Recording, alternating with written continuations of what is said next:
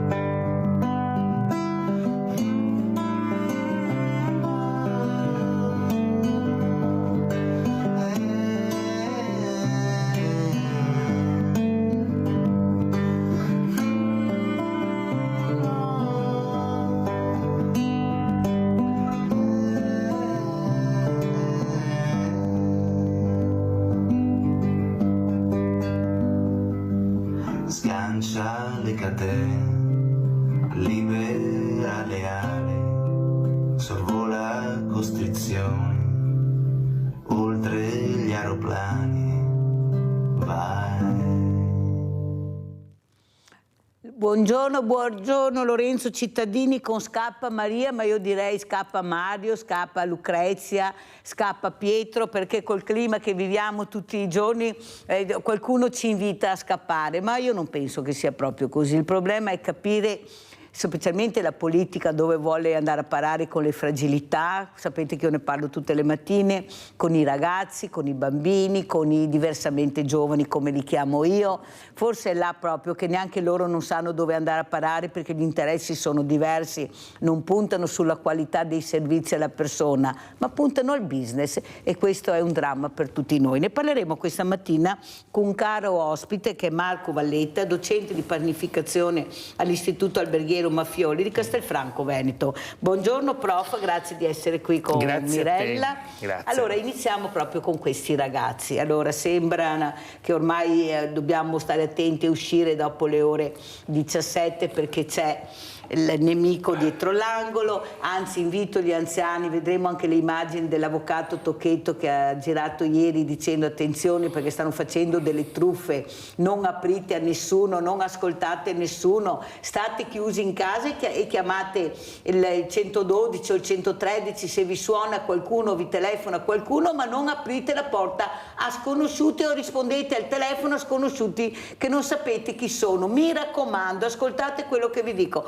Prego prof, detto questo. Beh, detto questo, diciamo che è un'opportunità importante quella di poter parlare ogni giorno, tu lo fai anche bene, non tanto per allarmare le persone ma per aprire gli occhi in senso ampio, perché il grande problema che noi abbiamo legato, diciamo così, all'idea di una correttezza, no, di una cittadinanza educativa anche per i giovani. Io insegno in una scuola alberghiera a Castelfranco Veneto, insegno cucina, no? Poi fondamentalmente lavoro con loro spalla a spalla, e la cosa bella è dare loro delle opportunità, ma quando di fronte ad un errore, faccio un esempio, non so, la sanzione scolastica per le note in condotta o le disciplinari, la possibilità di poter dire ragazzo guarda tu non stai a casa a non far niente, vieni qua, fai lavori socialmente utili a scuola, pulisci il giardino, non so, ti facciamo fare la plonge in cucina, no? Fare dentro a secciare le pignate, a pulirle, è un'occasione per dare al ragazzo una chance dove tu deleghi anche fiducia di comportamento, tu sei in autonomia, dimostra che sai pulire lo spazio, devi pagare 5 ore, no? nella comunità collettiva perché ti sei comportato male a scuola. Allora questo senso educativo, il senso di delegare la fiducia per avere opportunità di dire io posso migliorare, ho sbagliato, pago una piccola, diciamo così, pena, no? Tra virgolette, anche la scuola, e secondo me sono opportunità importanti per tutti, ma ci vuole l'esempio degli adulti. Allora, io ho ricevuto l'altra settimana, mi sembra, questa, non mi ricordo, forse voi vi ricorderete, proprio la telefonata di un papà dove questo ragazzo si è comportato male, ha preso una sanzione, diciamo così, arresti domiciliari a casa. E lui ha detto, ma cosa fa mio figlio a casa che non fa niente? Ma perché? Ma è questo forse il modo di agire? E lui non accettava questi domiciliari a questo ragazzo, dicendo, ma fatelo lavorare, fategli fare qualcosa, ma cosa fa a casa che non fa niente? Meglio che vada anche a scuola a sto punto, certo, e poi nel pomeriggio vediamo di recuperarlo. Cosa ne pensi, prof, di questa telefonata del papà? Allora, diciamo così, che noi dobbiamo sfruttare un'opportunità, dobbiamo abbattere la noia, no? La noia è il grande pericolo della persona. Allora, ecco, tu che sei anche in un posto privilegiato, se si potesse fare nel territorio trevigiano, ma potrebbe essere un po' dappertutto, una sorta di rete tra le attività amministrative, diciamo così, tra gli uffici pubblici, faccio l'esempio, non so, la scuola, l'ospedale, il servizio anche delle carceri oppure le forze dell'ordine. Quando c'è una sorta di errore da parte di un giovane, no? Perché non creare una rete di opportunità? Ci sono dei ragazzi, per esempio, che con la messa alla prova hanno delle chance, no? In quelle opportunità bisogna trovare delle persone, dei luoghi dove loro possono dimostrare che hanno sbagliato, hanno potuto recuperare e hanno dimostrato il meglio di loro. Io, per l'idea di lasciare i ragazzi a casa o comunque rinchiuderli, no? Non trovo utile, perché secondo me quando tu offri a loro un materasso con la noia, loro fanno di tutto di fatto. Invece se tu li costringi, no, o li educhi ad una cultura del fare e di non perdere tempo, ma di essere operativo, anche di fronte ad un comportamento non adeguato, secondo me la ricaduta è più positiva. Secondo me c'è la possibilità di poter dire il ragazzo sicuramente non sbaglierà più, è migliorato e forse tirerà fuori qualcosa di meglio. Sentiamo Rinaldo da Venezia, il nostro Rinaldo. Ciao Rinaldo. Ciao Mirella e buongiorno al tuo ospite. Buongiorno. Buongiorno, mi sento parlare tanto di queste persone anziane. Ora che non siamo in balza mai. Io voglio insegnarne tutto agli altri anziani, ma sia prova contraria. Non si, ha detto il regista che se non abbassi la televisione viene lui a Venezia ad abbassartela. Hai ragione, ti darei un incolò più, sono in balsamato. Voglio dirti che gli altri anziani non siamo in balsa mai. Abbiamo 80 anni, ma abbiamo fatto la vita, conosciamo tutto, abbiamo fatto di tutto. Io voglio insegnarne di tutto agli altri. Mia nonna, mia mamma, cosa parli? Una volta che c'era miseria, io che lavoro nella ristorazione, una volta non vedeva niente a mangiare. E la dieta mediterranea era un tocco di pane, aglio, grattassone e olio, non c'era altro. Non perché si è inventato, non c'era niente da mangiare, perché le bestie erano bisognava venderle, perché c'era altre robe da fare in famiglia. E allora, ma cosa è questo discorso? Mi insegna a fare dovuti, una pasta asciutta, ma siamo gente che ha passato tutto, Mirella, gli anziani non si imbalzano mai, che ne è qualche d'un sì poveretto, ma il 90% se bello sgaio e sapremo fare tante robe. Nei ristoranti che ho fatti tutti, conosco tutto, cosa vuole insegnarmi? Io da insegnarmi a stare attento per la strada, è quello che mi viene addosso, che mi roba da qui.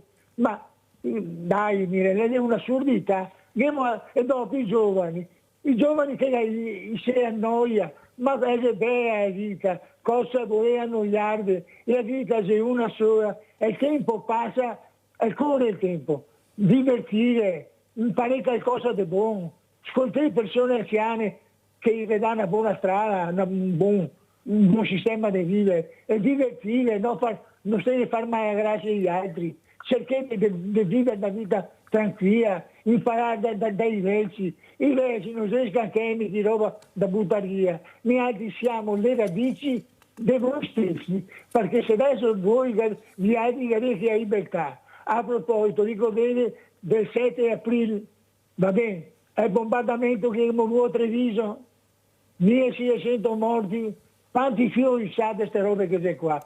Queste sono le robe di insegnargli i fiori, e chi si renda conto è il Veneto, cosa che ha fatto per liberare l'Italia, per tutto, tante robe che non gli insegna. Adesso i giovani, i rimbalzamai, cominciano a E i vecchi non si rimbalza mai, i giovani si rimbalza mai, evidentemente non siamo d'accordo. Grazie Rinaldo, sei stato molto chiaro. Il problema non è che gli anziani, diversamente giovani come li chiamo io, sono imbalsamati.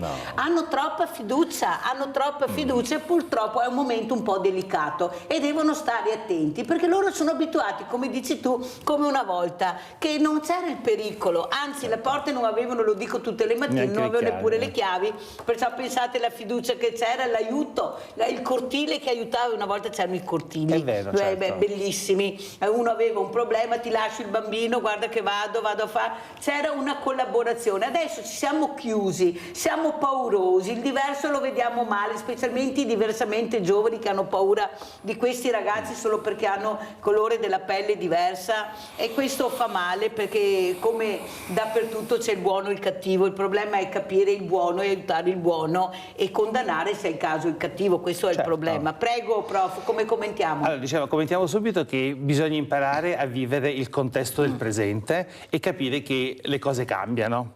Quindi tutti vivono di ricordi del passato, ma quello che è fondamentale è il presente, oggi.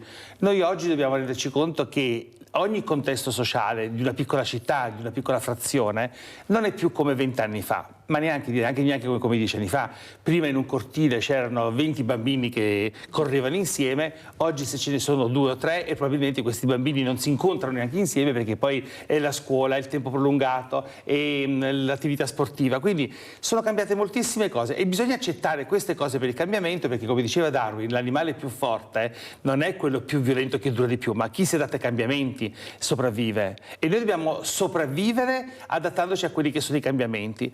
Il problema è che tu parlavi prima di fiducia, no? Di responsabilità. È vero, una volta si era, tra virgolette, più disponibili e meno diffidenti, ma la diffidenza va superata quando tu scopri che c'è lealtà, c'è onestà, ma c'è anche una certezza della pena, oppure una attenzione di tutti.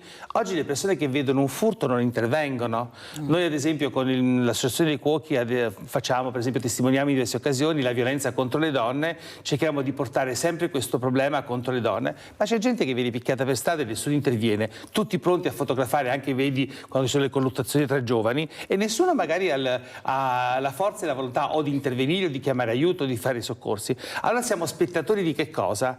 E non è giovane e meno giovane, come dici tu, o giovani diversamente giovani. È un problema che oggi il contesto sociale è cambiato e purtroppo nel quotidiano bisogna adeguarsi.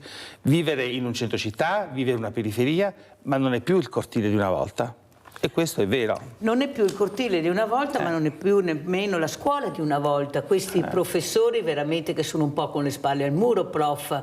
Ecco, questi, e sono pochi gli esempi negativi, però purtroppo questi pochi esempi negativi, che è il genitore che arriva con l'avvocato, che è il genitore che non accetta un voto diverso, è il genitore che non accetta di vedere suo figlio secondo lui che non è capito dalla scuola, ma lasciamo fare il lavoro ai competenti, che in questo caso sono i docenti. Ecco, perché poi questo ragazzo che vede questo, che vede che il genitore lo protegge, che difende l'indifendibile, capite bene che lui in qualche modo diventa lui il forte della famiglia, è lui che poi deciderà le regole della famiglia, e il comportamento poi lo terrà anche a scuola, perché tanto i miei genitori hanno detto così al professore. Prego. Allora, io adesso non li voglio litigare con nessuno, sai che sono molto schietta e franca su queste cose. Allora, bisogna dire una cosa, che in una vita, in una comunità sociale come la scuola, come la famiglia, quello che è fondamentale sono la cultura degli esempi.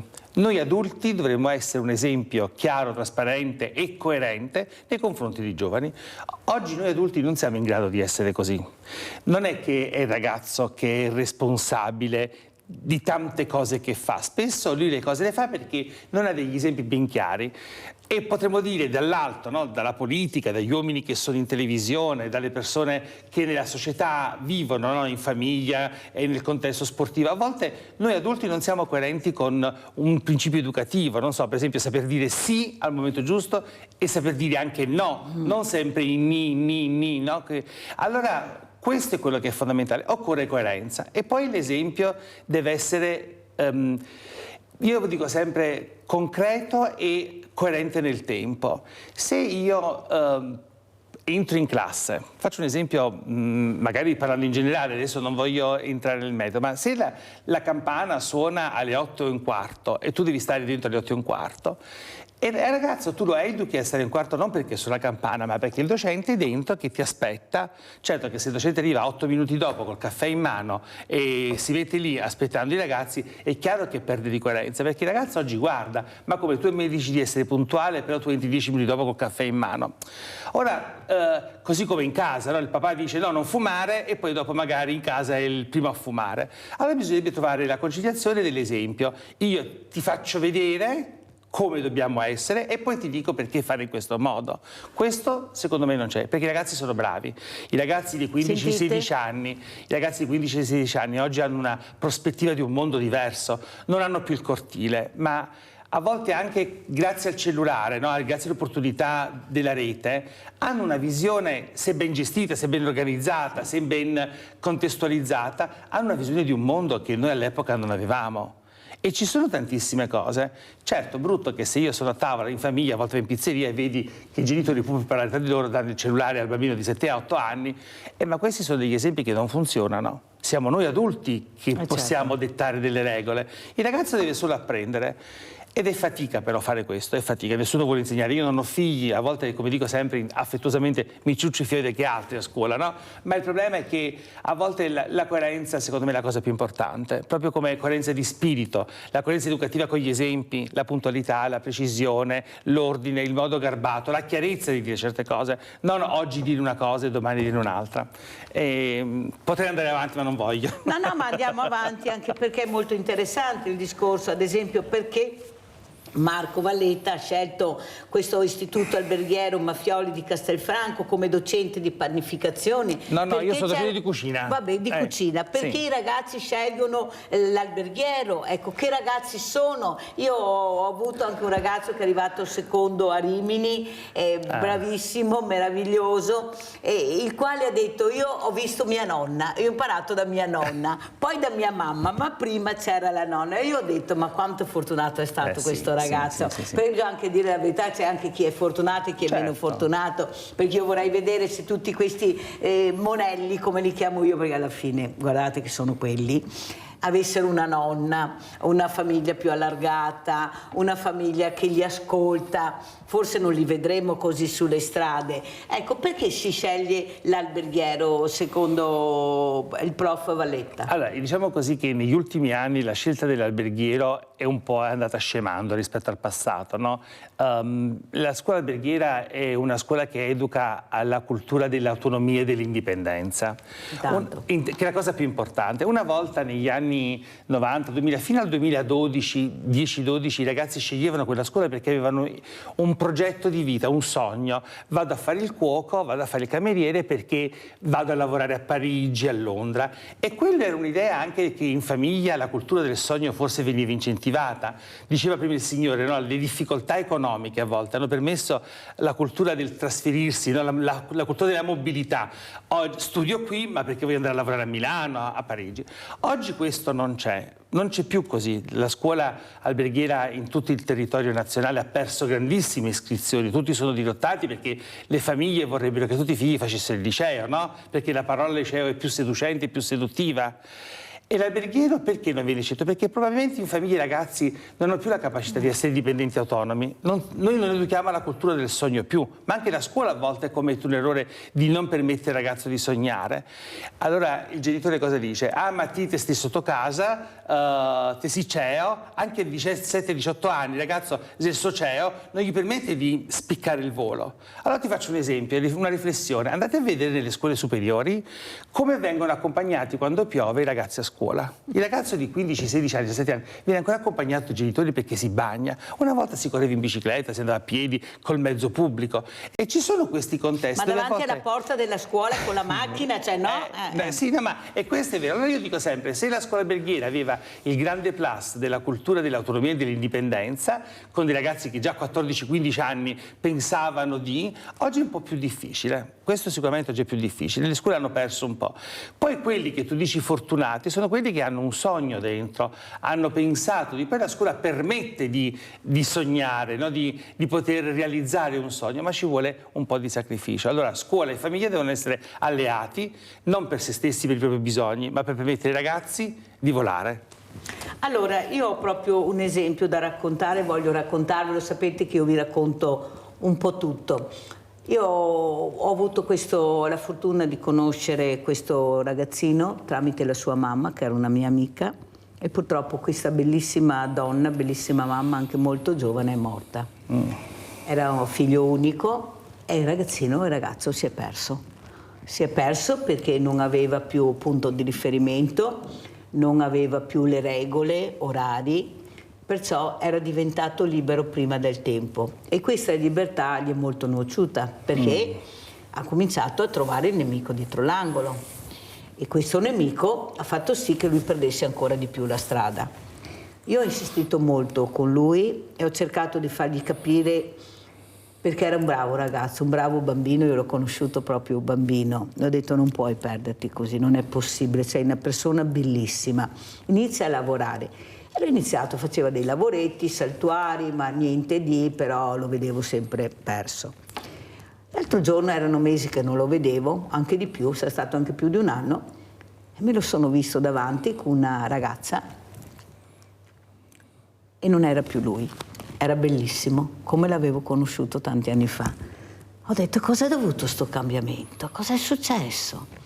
Sono andato a lavorare, e anche prima facevi qua. No, ma sono andato a fare il cameriere. Chissà cosa è successo, chissà dove è andato a fare il cameriere, perché non ho approfondito più di tanto. Voglio che sia lui a raccontarmelo un po' alla volta. E lui non vede l'ora di ritornare a fare il cameriere. Vuol dire che lui è stato accolto, a mio avviso. Sì, si è identificato in uno stile perché è accolto, certo. Perché è accolto certo, in un sì. lavoro che magari non avrei mai pensato che lui avrebbe fatto, ve lo posso assicurare tutto, ma fuorché il cameriere. E lui non vedeva l'ora di ritornare, era venuto a casa perché non è vicino, però lui non vedeva l'ora di ritornare a quel lavoro. Capite anche la dignità del lavoro, ma soprattutto con chi ti confronti nel posto di lavoro? E qua anche il problema, prof, prego. Allora, quello che la scuola fa, ad esempio l'alberghiero, è promuovere attività di alternanza scuola-lavoro, i famosi PCTO, durante il ciclo scolastico. Quindi per 5 settimane i ragazzi vanno via da scuola e vengono educati al contesto professionale. Perché? Perché a noi ci hanno sempre insegnato, ma lo sappiamo, che il confronto aiuta a crescere.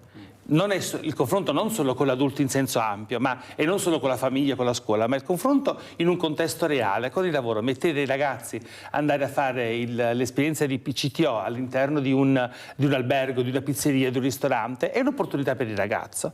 Ma questa palestra deve essere espressione di una cultura del lavoro in casa, una cultura dell'accoglienza di chi prende ragazzi piccoli che non sono preparatissimi, devono imparare, no? Certo. E quindi la famiglia deve spingere l'autonomia. Ma come può spingere la famiglia l'autonomia al lavoro? Per esempio, non so, preparati la borsa, piegati la divisa, siccome tu ti devi spogliare nello spogliatoio per andare a lavorare col collega, cerca di occupare il tuo armadietto, sii pulito. sii onesto, non rubare il soldino che c'è, oppure no, fai Certo. attenzione a non... Allora, tutte queste cose qua sono palestre, la vita diventa tante piccole palestre, palestre in casa, palestre a scuola e poi palestre anche durante l'esperienza di lavoro.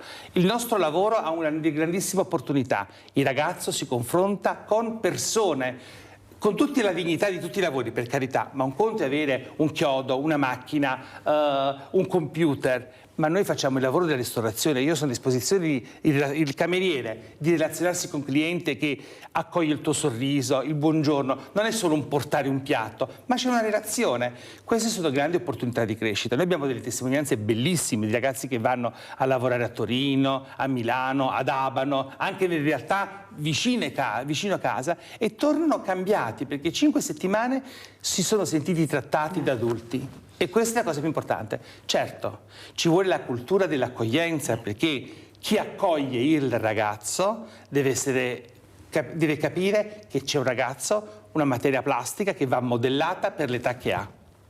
Però un'altra cosa importante che ho visto ieri è che ho notato che lui aveva la motocicletta. E gli ho detto, che bella sta motocicletta, me la sono guadagnata, Certo, mi ha sì. detto, me la sono guadagnata. Allora ho detto, beh, allora sei stato anche pagato bene, sei contento? Contentissimo.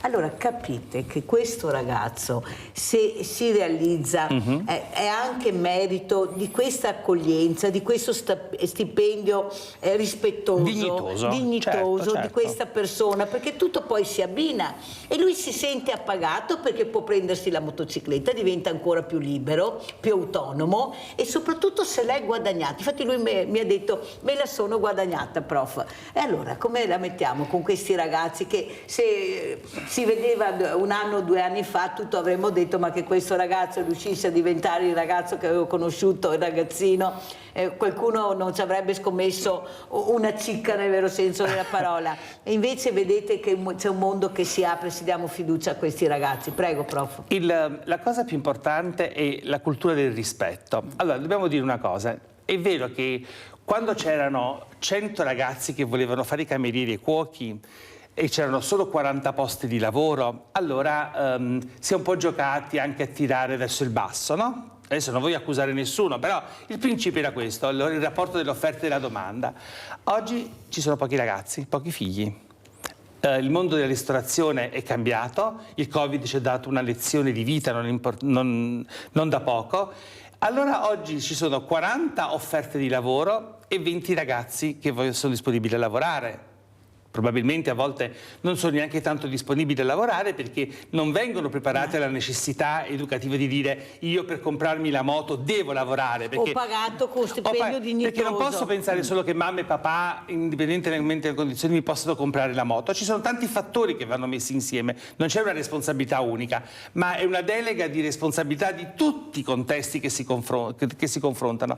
Allora questi ragazzi devono avere la possibilità di poter dire scelgo il lavoro e il datore di lavoro in questo caso potrà fare le sue scelte di selezionarsi il suo personale pagandolo non solo nella dignità del rispetto, ma con l'incentivo di opportunità di dire tu sei bravo, meglio lavori, più puoi guadagnare, no? Questa opportunità. E questo secondo me è quello che aiuterebbe. Bisogna che noi adulti cambiassimo il sistema. Non si può più pensare di avere 100 persone a disposizione, ne abbiamo poche, quelle poche trattiamole bene. Pubblicità.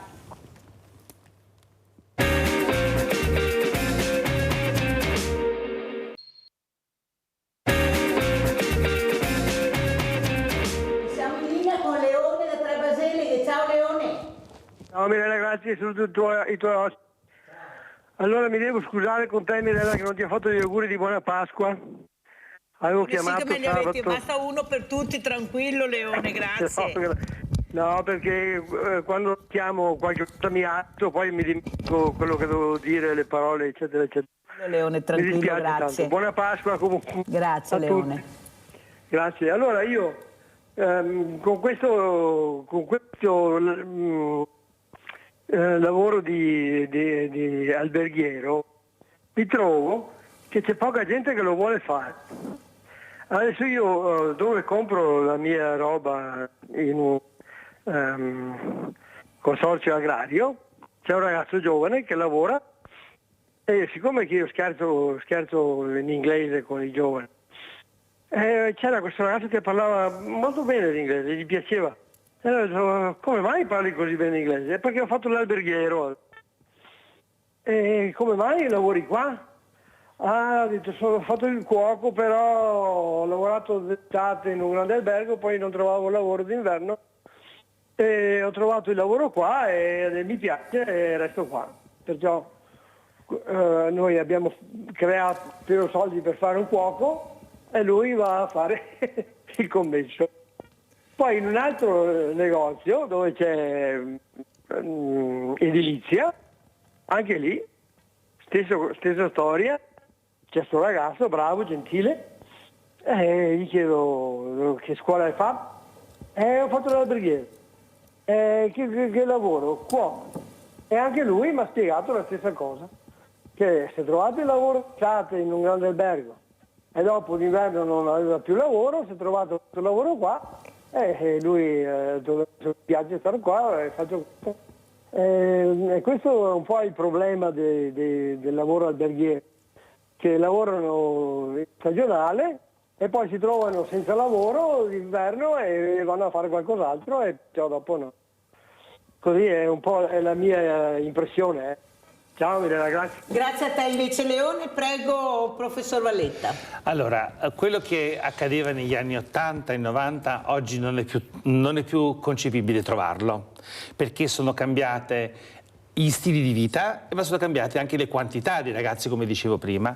Ma guardiamo perché non si fa l'alberghiero. Ci sono tantissime motivazioni, per esempio la disponibilità della famiglia e del ragazzo stesso di essere educati che si può lavorare quando gli altri si divertono, no? Sabato e domenica. Però io mi dico, non è solo il lavoro della cucina e della ristorazione che si lavora sabato e domenica, gli infermieri lavorano di domenica, i supermercati sono aperti di domenica, ci sono tantissimi lavori che si lavora sabato e domenica. Allora, capire che tutti i giorni della settimana poi sono uguali nel lavoro è già grandissima opportunità. E il ragazzo questo deve viverlo sulle spalle. Si va a mangiare la pizza di lunedì, di martedì, di mercoledì, ma anche di sabato e domenica. Invece tutti quanti pensano che il sabato e la domenica io debba per forza fare altro, no? Ecco. E questa è già una cultura che fa parte un po' della famiglia, un po' della nostra scuola, ma anche del mondo del lavoro.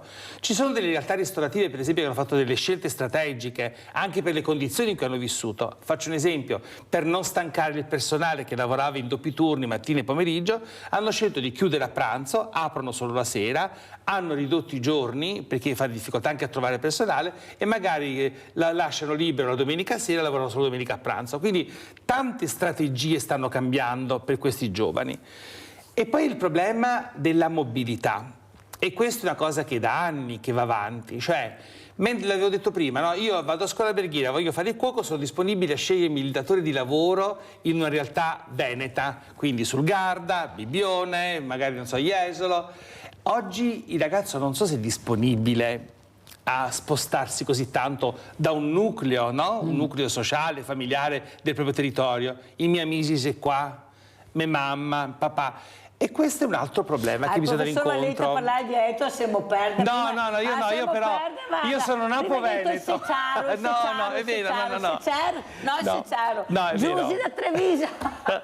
Vai Giusy.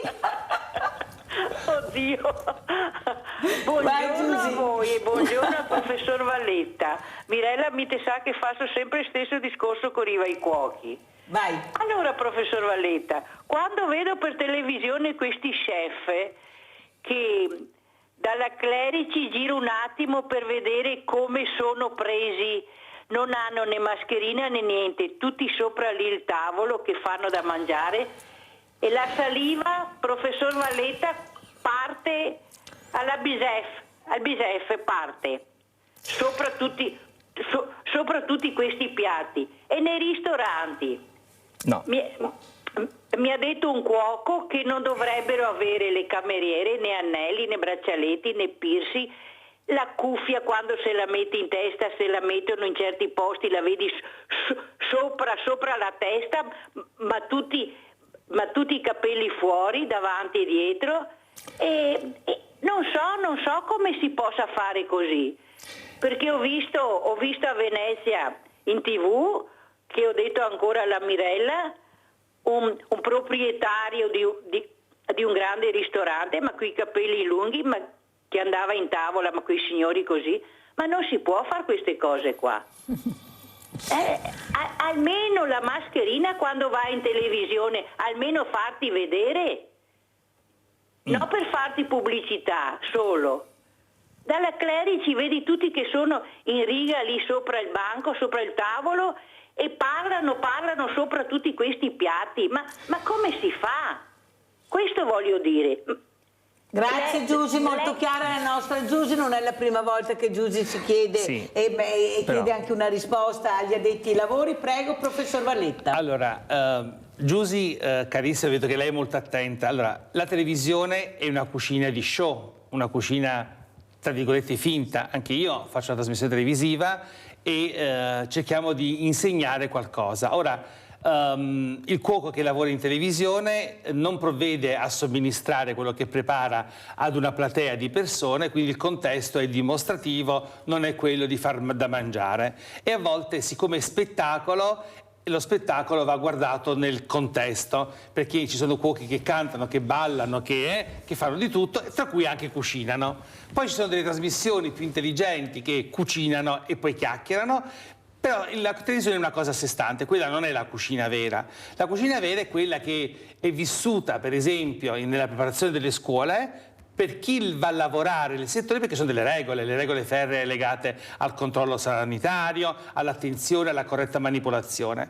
Poi noi italiani, è vero, ci sono, se lei va in cucina, in qualsiasi cucina, i cuochi sono tenuti ad avere il cappello laddove devono raccogliere il cappello, i capelli nel cappello, devono avere le unghie pulite, lavarsi le mani a ogni operazione, ma queste sono regole scritte, regole che vanno applicate. Poi dopo c'è, a volte può capitare che c'è magari la disattenzione, ma lì è la persona che disattende al suo ruolo.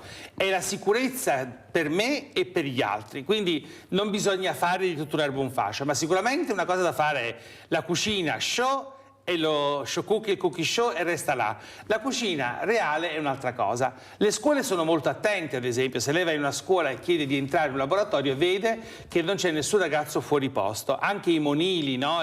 Vengono eliminate, vengono lasciate le cose necessarie, la necessità, ad esempio, di avere sempre a disposizione la cultura di a ogni operazione di cucina lavarsi le mani per fare in modo che siano pulite per ogni intervento. Se ho battuto il pollo per fare una cotoletta di pollo, dopo con le mie mani le lavo prima di tagliare l'ananas, no? Ma questo lo sappiamo nelle corrette procedure.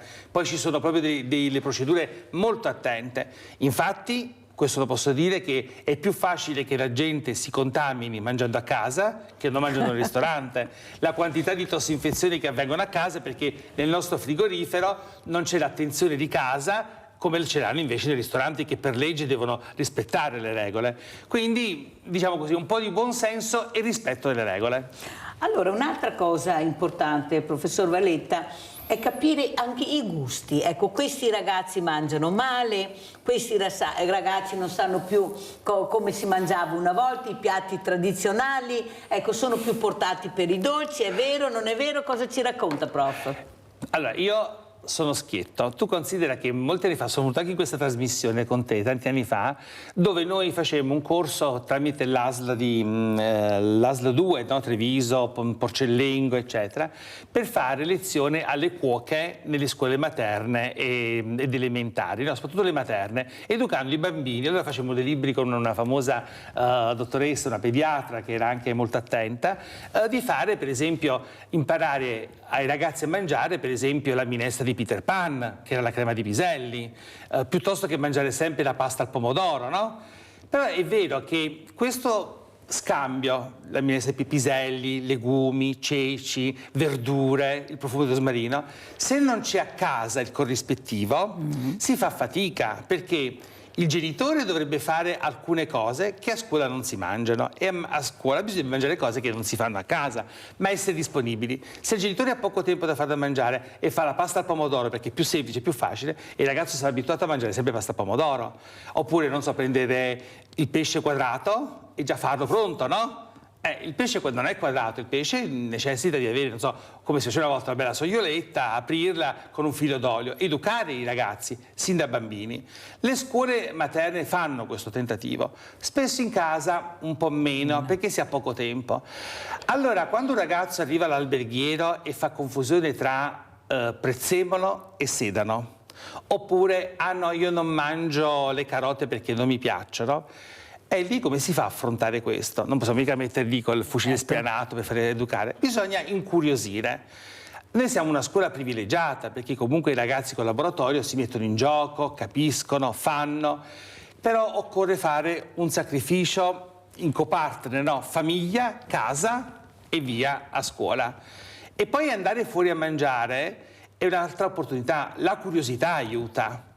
Noi a volte siamo, adesso se voi avete visto anche i dati legati alla vendita per esempio di cibo etnico che ha superato il cibo di tradizione, è più facile che, senza citare una cucina orientale, possa avere più attrazione per i giovani che non il polastro in umido del pesce normale oppure il pesce casa. normale. Quindi bisogna capire questo. Questi però sono dei vantaggi perché ci permettono di guardare le differenze. E di equilibrare anche. E però ci vuole a casa, a scuola, ma soprattutto a casa poi tra i giovani, di poter confrontarsi. Oggi mangio orientale, domani mangio messicano, però poi vado in agriturismo, in trattoria e mangio, non so, la mia insalata di radice con i fagioli perché sono buoni i fagioli, no? Ecco.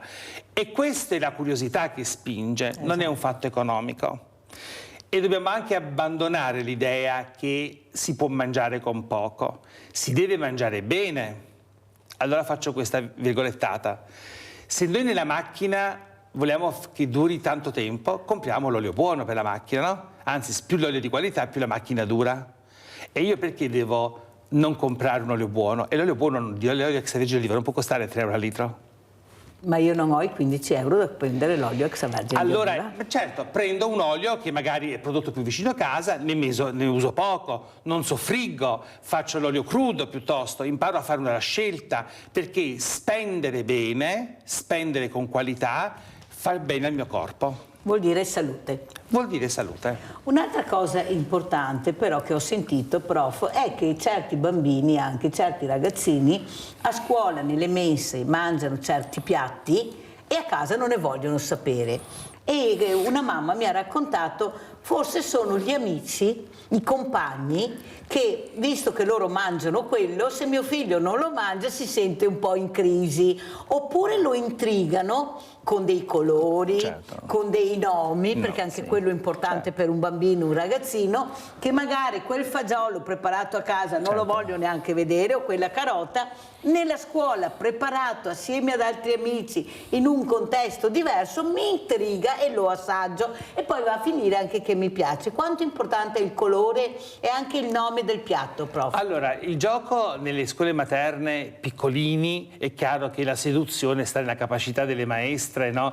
Alcune sono molto brave, che magari a volte coinvolgono anche la cuoca per far coinvolgere i ragazzi. Sempre di più ci sono laboratori di manipolazione proprio per preparare il cibo, per coinvolgere i ragazzi sull'importanza del cibo. Ma il riscontro è dato da 2 fattori. Allora, se io a casa trovo la mamma che mi fa sentire, guarda, sul balcone c'ho il rosmarino, taglia la foglia, senti profumo, bravo, no? Bravo. Basta poco, allora il ragazzo capisce che quel rosmarino, se mi è piaciuto sulla pianta, poi se la metto sulla bistecca, ho già risolto un problema, perché ho educato il ragazzo alla varietà. Prendo la foglia di salvia, strofinatela sui denti, guarda, senti il sapore, senti il profumo. Oggi è più facile che il ragazzo riconosca il sapore per le mani che il profumo dell'albicocca che non dell'albicocca vera. Allora noi dobbiamo cercare che la cucina è la prima palestra. È chiaro che non si può obbligare le famiglie a fare come si faceva una volta, stare a dire un pezzo di pane condiviso a pranzo e a cena, ma almeno uno dei pasti principali, non so, la colazione oppure il pranzo o la cena, facciamoli insieme e anche con i bambini, magari sono 1 o 2, uno solo, giochiamo con papà e la mamma, non so, facciamo vedere come una fetta di pane, burro e marmellata anche a cena potrebbe essere un'opportunità interessante per poter dire sentiamo il profumo dell'albicocca marmellata piuttosto che della ciliegia, non solo perché è bianco e rosso, ma spiegare che il bianco e il rosso è qualcosa, altrimenti è più facile, pasta col pomodoro e si risolve tutto. Pubblicità.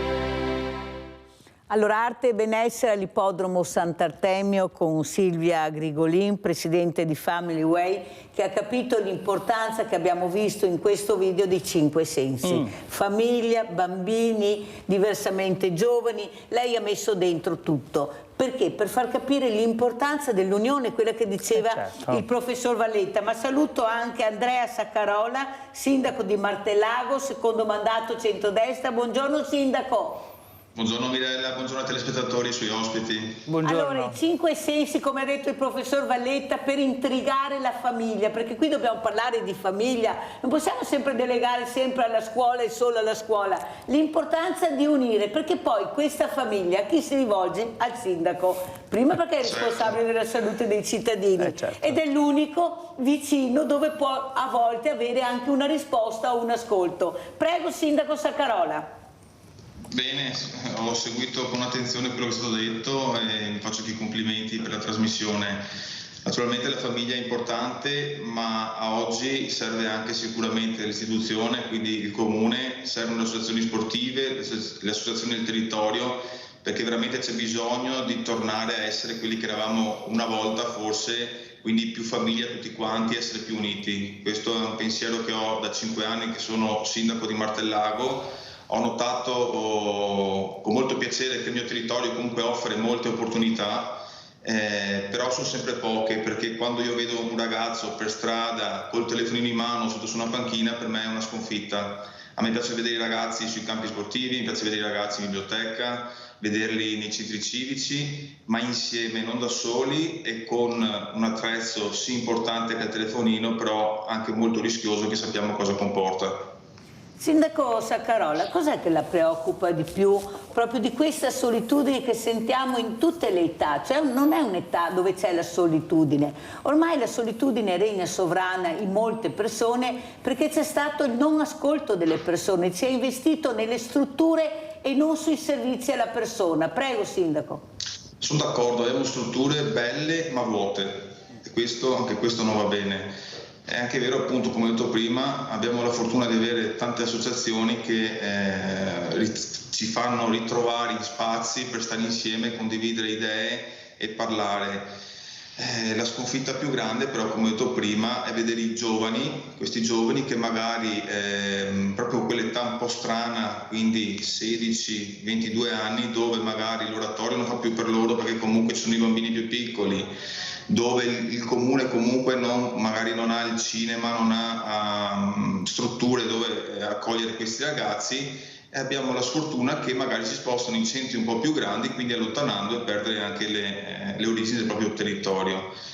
Quello che possiamo fare è cercare di organizzare sempre più eventi, cercare di portare più novità nel nostro territorio, perché questi ragazzi continuano a vivere qui.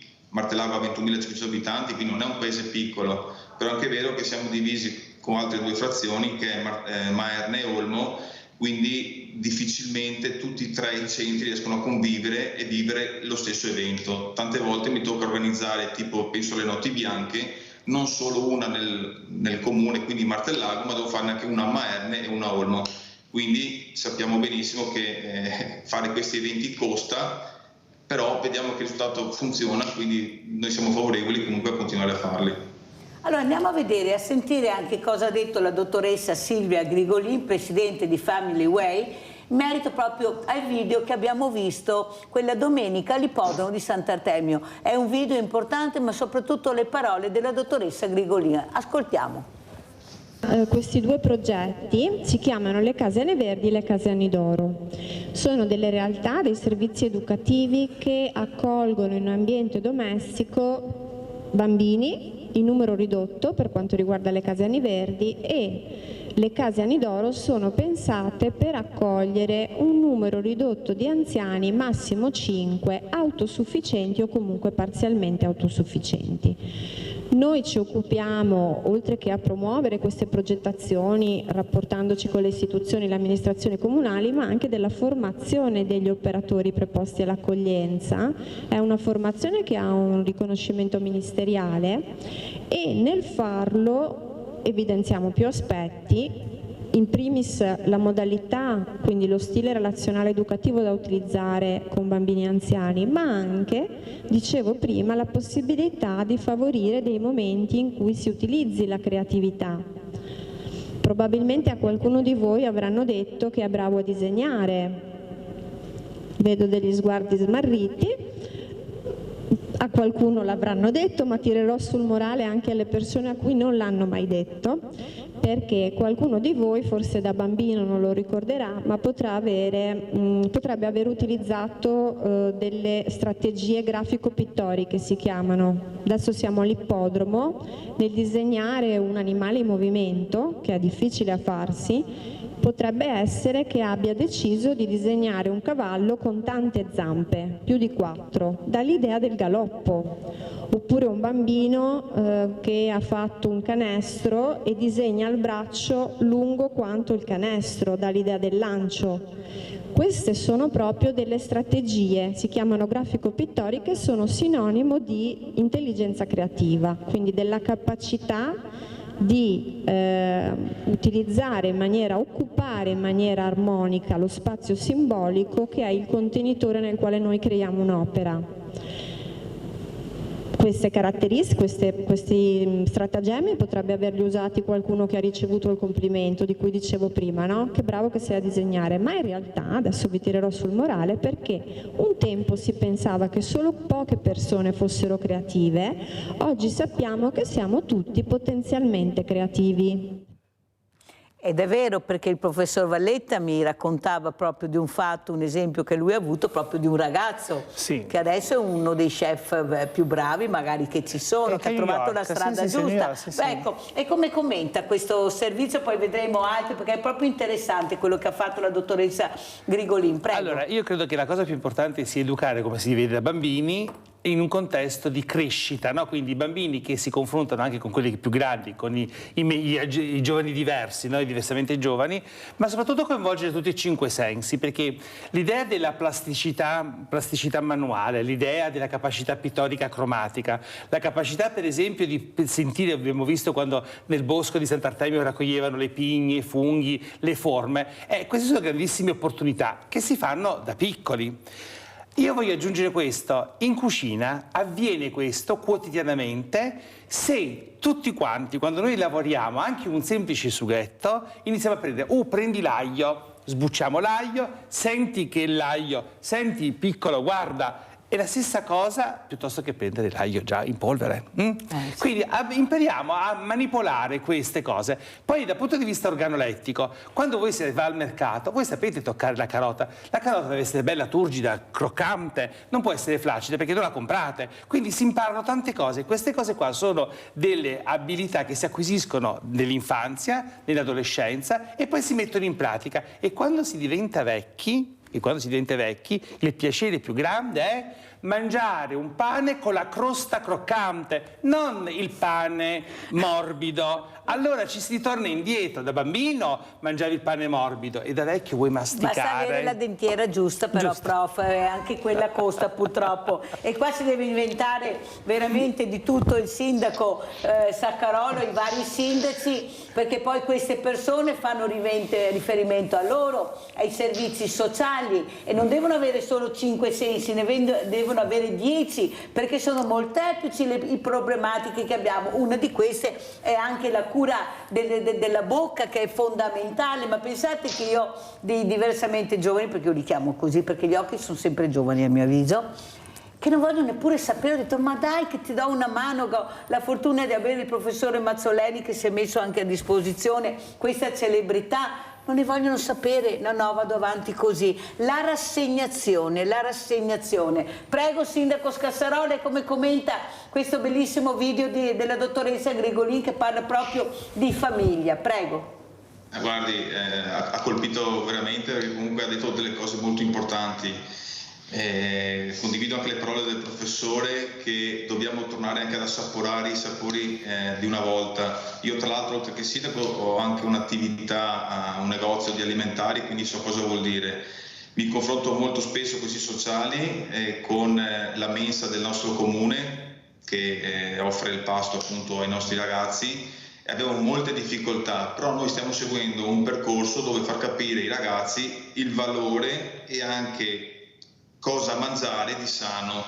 Sappiamo tutti che andare dal McDonald's è semplice, si spende poco ed è buono, ma cosa mangiamo? Qui in mensa noi offriamo delle cose veramente buone, locali, biologiche, eppure tante volte non vengono apprezzate. Sembra assurdo, però è così. Quindi è tutta una questione di mentalità, come dice il professore. Bisogna fare assaggiare i ragazzi, bisogna fare annusare i sapori ai ragazzi, e sicuramente crescerli da bambini, quando saranno adulti capiranno anche la fortuna che hanno avuto da piccoli a mangiare cibi così sani.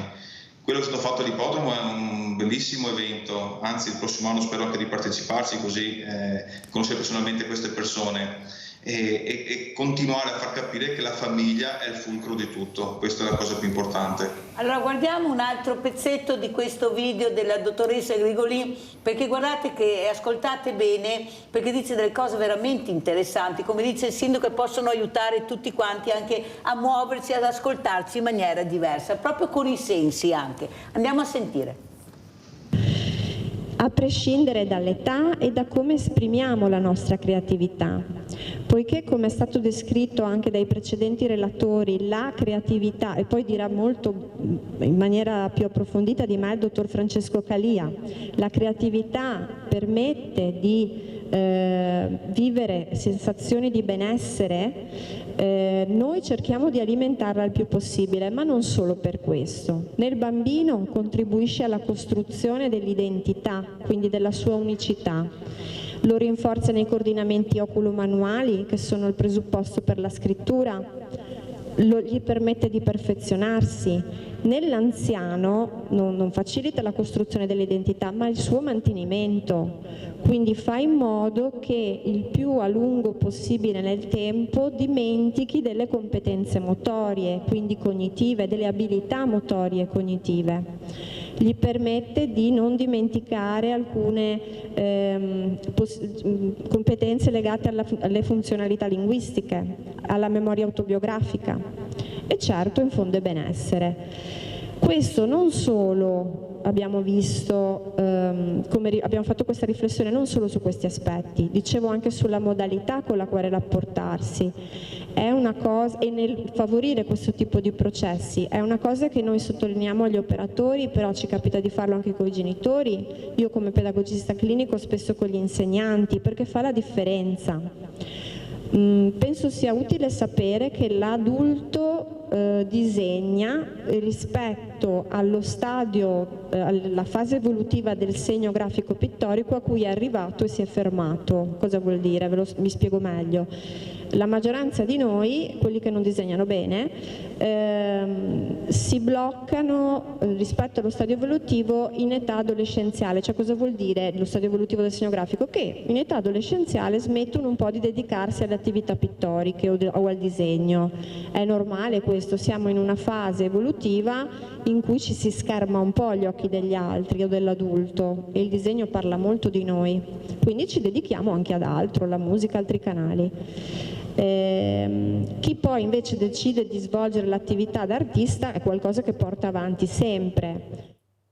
Allora, professor Valletta, creatività, ecco, si disegna poi nell'età adolescenziale, se non sei seguito, ti voglio, se non sei seguito perdi tutto.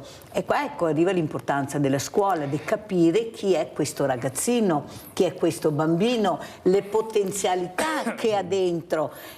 Però il primo anello è sempre la famiglia, io faccio tanto, ma se poi questo bambino viene lasciato solo quando va a casa, non ci siamo. Prego, la creatività. La creatività è legata soprattutto anche ad una expertise, ad un'esperienza vissuta, perché è il ricordo. Allora io mi collego al fatto che il sindaco è esperto del settore alimentare, quindi la qualità conosce bene, e la qualità più importante è quella che si mette in bocca.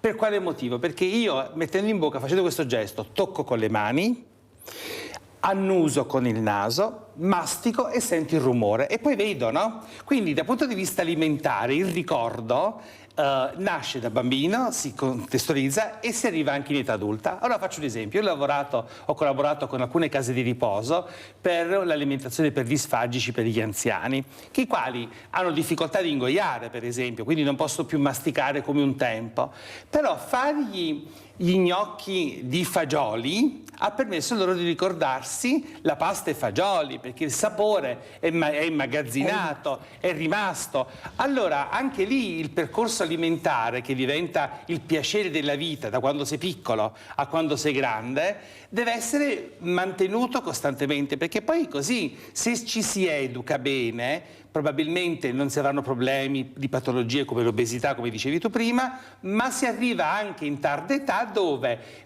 un boccone può richiamarmi alla memoria, e anche se non è un boccone come l'ho sempre vissuto perché non posso più masticare, ma l'idea di fare gli gnocchi con i fagioli mi ha ricordato la pasta e fagioli un tempo. Avete capito che potete fare i fagioli con la pasta, con i gnocchi con la pasta di fagioli? Certo. Madonna, avete sentito cosa ha detto il professore? Magari poi ci darà anche la ricetta come farli, perché bisogna che lui sa, ma a casa non è che tutti sappiano, magari qualche diversamente giovane sì. Però sindaco Saccarola, questa creatività e 5 sensi che ci fanno intrigare, però in questo momento, in questo periodo io sento un sapore sempre amaro, nel senso che la politica non sta dando dei buoni esempi e perciò mangiamo amaro, anche se è un buon piatto, perché siamo arrabbiati, siamo sconsolati, ecco, stanno rincorrendo un qualcosa che non è vicino al territorio, alle persone. Com'è la situazione secondo lei, sindaco, che invece tutte le mattine quando apre quella porta oppure quando esce di casa sa che incontrerà delle persone e lei mangerà amaro non per una giornata ma per tutta la settimana a volte? Prego, sindaco.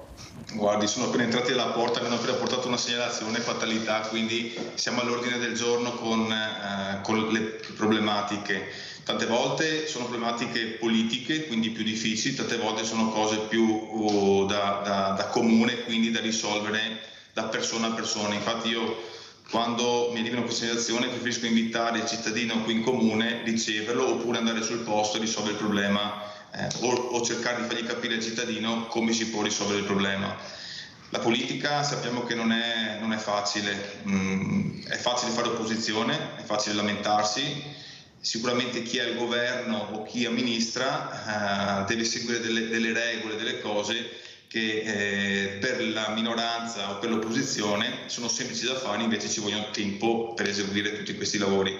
Ho un esempio classico: l'anno scorso ho dovuto chiudere un ponte ad agosto perché era pericolante, l'iter normale comporterà andare a installare il ponte nuovo ad agosto del 2024, quindi un anno per sostituire un ponte. Uno mi dirà: ma perché tutto questo tempo? Semplicemente perché devo fare un incarico, devo trovare i soldi, ci sono delle cose burocratiche che purtroppo il cittadino tante volte non capisce, e quando lo si spiega di persona lo accetta meglio, quando gli si manda una mail per scritto è sempre arrabbiato.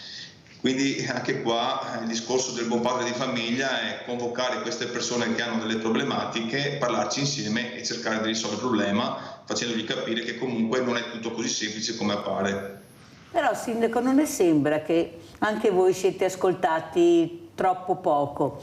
E vi trovo anche molto tiepidini, se devo dire la parola, senza pensare, a mio avviso, che siete forti perché se avete seminato bene e fate squadra come l'avete fatto con l'ANCI, avete la forza dei cittadini, dei numeri, che fanno paura alla politica, questi numeri. Forse per questo tendono a non ascoltarvi, perché voi sapete di cosa ha bisogno il territorio, di quali sono le priorità. Ma poi vedete anche voi che le priorità sono altre per i governi, anche per la regione a volte, che non risponde alle esigenze del sindaco. Io invito sempre i sindaci, quasi tutti, e devo dire la verità, ma anche senatori onorevoli, e molti sindaci dicono: noi non siamo ascoltati, ci calano il progetto dall'alto e delle volte non siamo neppure invitati alle inaugurazioni. Perché siete così poco ascoltati, nonostante la forza che avete dei numeri, se veramente vi mettete tutti assieme e capite l'importanza di avere i cittadini dalla vostra parte, perché i cittadini sono dalla vostra parte. Tanto è vero che se il sindaco semina bene è premiato, viene rieletto, e se semina male lo mandano a casa, non c'è verso. Prego, sindaco, poi sentiamo anche il prof. Concordo con quanto detto, tante volte non veniamo ascoltati perché comunque capisco che siamo anche tanti da ascoltare. Ogni territorio ha i suoi problemi, quindi non è facile sicuramente risolverli. In questo caso io mi sento cittadino che vado dal sindaco, che sarebbe la regione o lo Stato, chi per esso. In questo caso qua non è facile perché comunque, ripeto, siamo tanti e le problematiche sono tante. Devo dire che io per esempio faccio parte dell'Unione dei Comuni, quindi di 5 comuni, pur avendo anche sindaci di colori politici diversi, noi riusciamo a collaborare bene insieme e questo è fondamentale.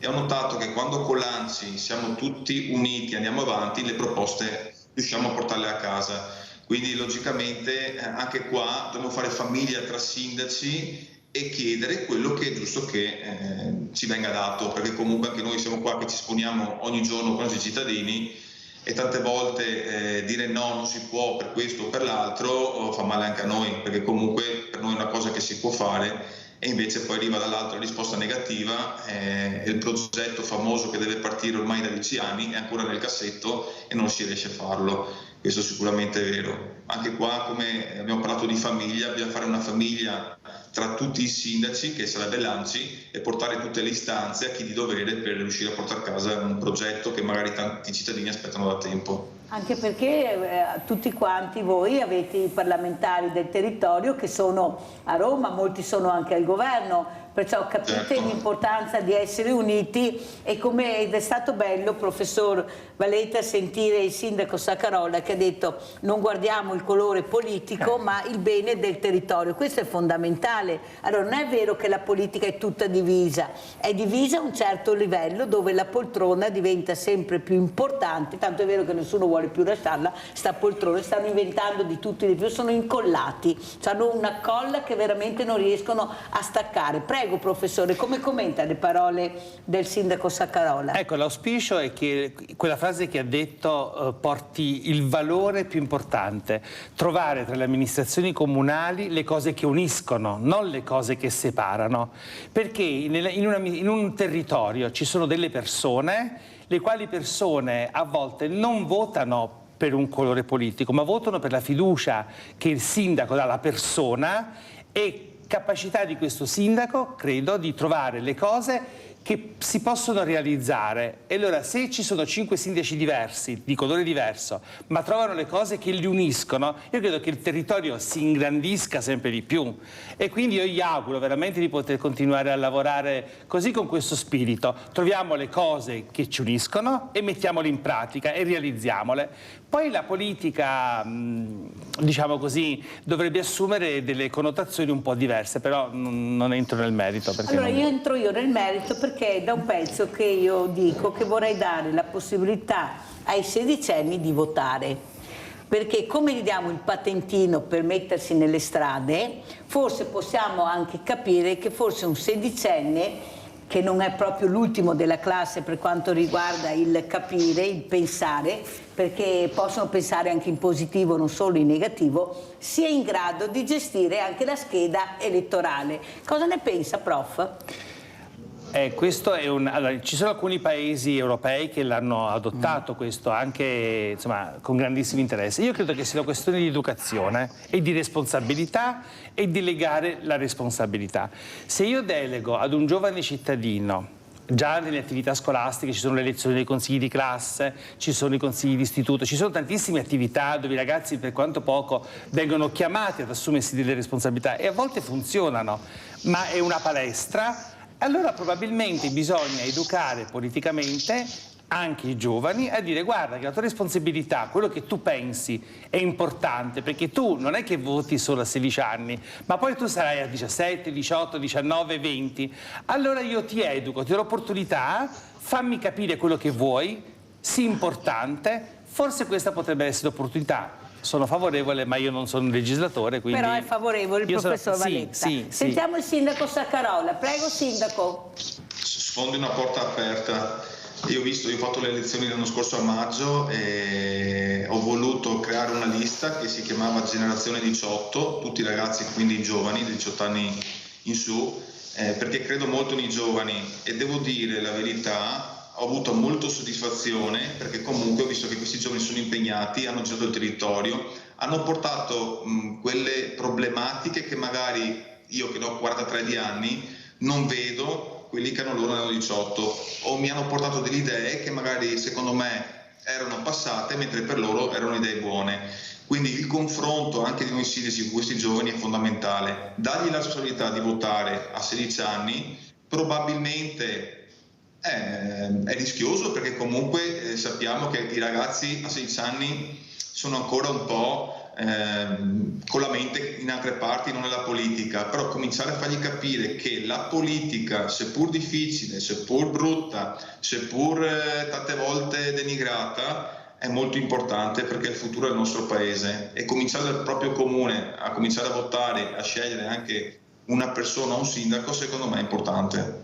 Anche perché ci sarebbe un rinnovamento nella politica, e non dico una cosa da poco, perché è rischioso dare il voto ai sedicenni, ma anche rischioso continuare con questo paese, con questi politicanti, non tutti, perché ce ne sono anche di bravi, ci mancherebbe, che non fanno di sicuro gli interessi del paese, ma soprattutto il grido di dolore che stanno lanciando certi ragazzi per l'ambiente, ad esempio. Loro hanno le idee chiare, sanno che stanno rischiando grosso, sindaco, e vanno ascoltati. Delle volte, poi ne parleremo col professor Valletta, fanno anche dei gesti estremi, ma proprio perché vogliono far capire che a loro l'ambiente interessa, è il loro futuro. Prego, sindaco. Guardi, capisco i giovani, ma l'ambiente interessa anche a me, che ho da 3 anni, penso che interessa anche a lei, Mirella, e interesserà anche ai meno giovani, perché è una cosa fondamentale. Capiamo che l'ambiente oggi ha grossi problemi, grosse problematiche, e dobbiamo stare molto attenti sulle azioni. Le azioni amministrative sono importanti, dobbiamo pensare a tutelare sicuramente l'ambiente. Io però purtroppo devo anche girare il problema. Faccio un esempio: l'estate scorsa io ho dovuto eliminare un filare di pini, Pinus pinea, i pini marittimi, diciamo, perché comunque dopo aver fatto tutti quanti gli accorgimenti, dopo aver fatto tutti quanti i sondaggi, risultavano pericolanti. Quindi è stata una scelta molto dura, però ho dovuto eliminare tutto quel filare di 20 pini marittimi.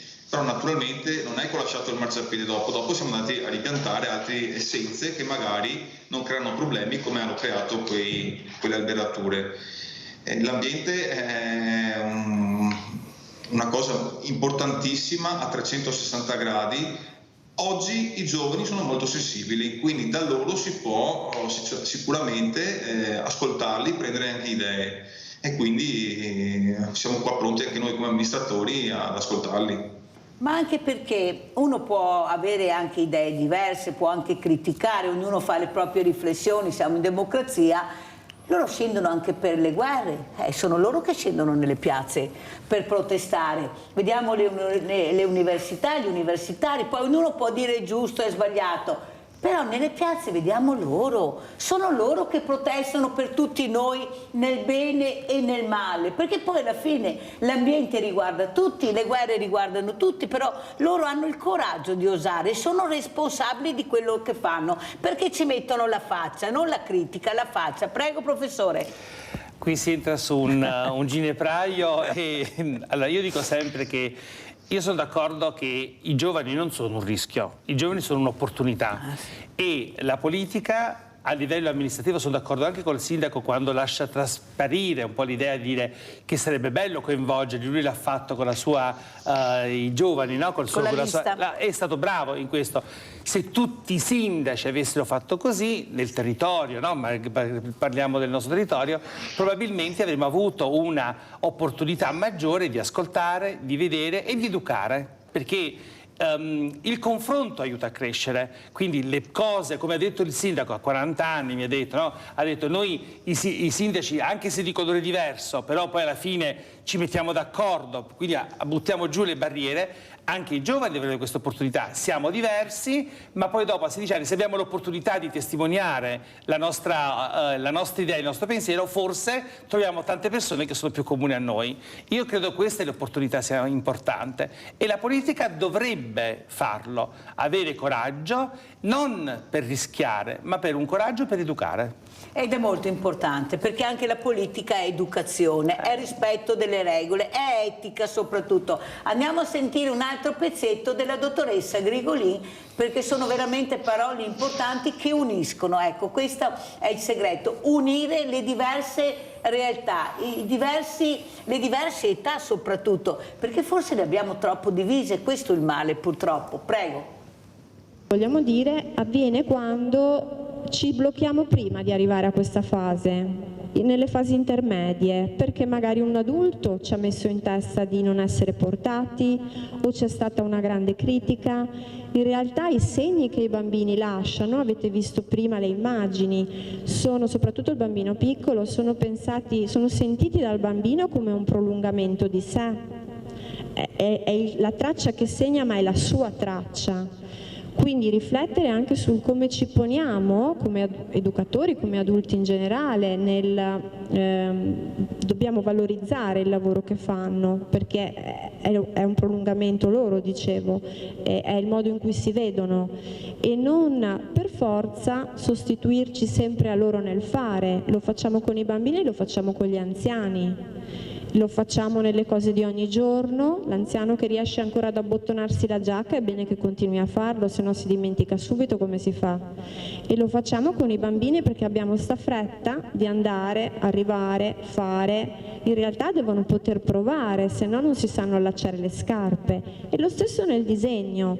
Mi disegni tu un gatto? Io ho sempre male alle dita, no? Non ce la faccio, guarda, fa umido, non riesco. Prova tu, come hai fatto un gatto? Ha le orecchie a pallina o c'ha una piccola punta in alto? I baffi dove stanno?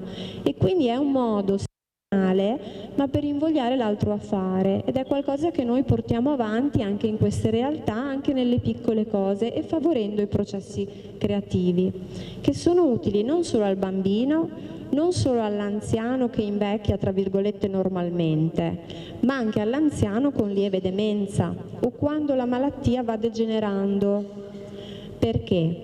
Perché si è visto che l'osservare la bellezza o comunque lavorare attraverso la creatività, immergersi nel lavoro artistico, è qualcosa che arriva dritto alla persona.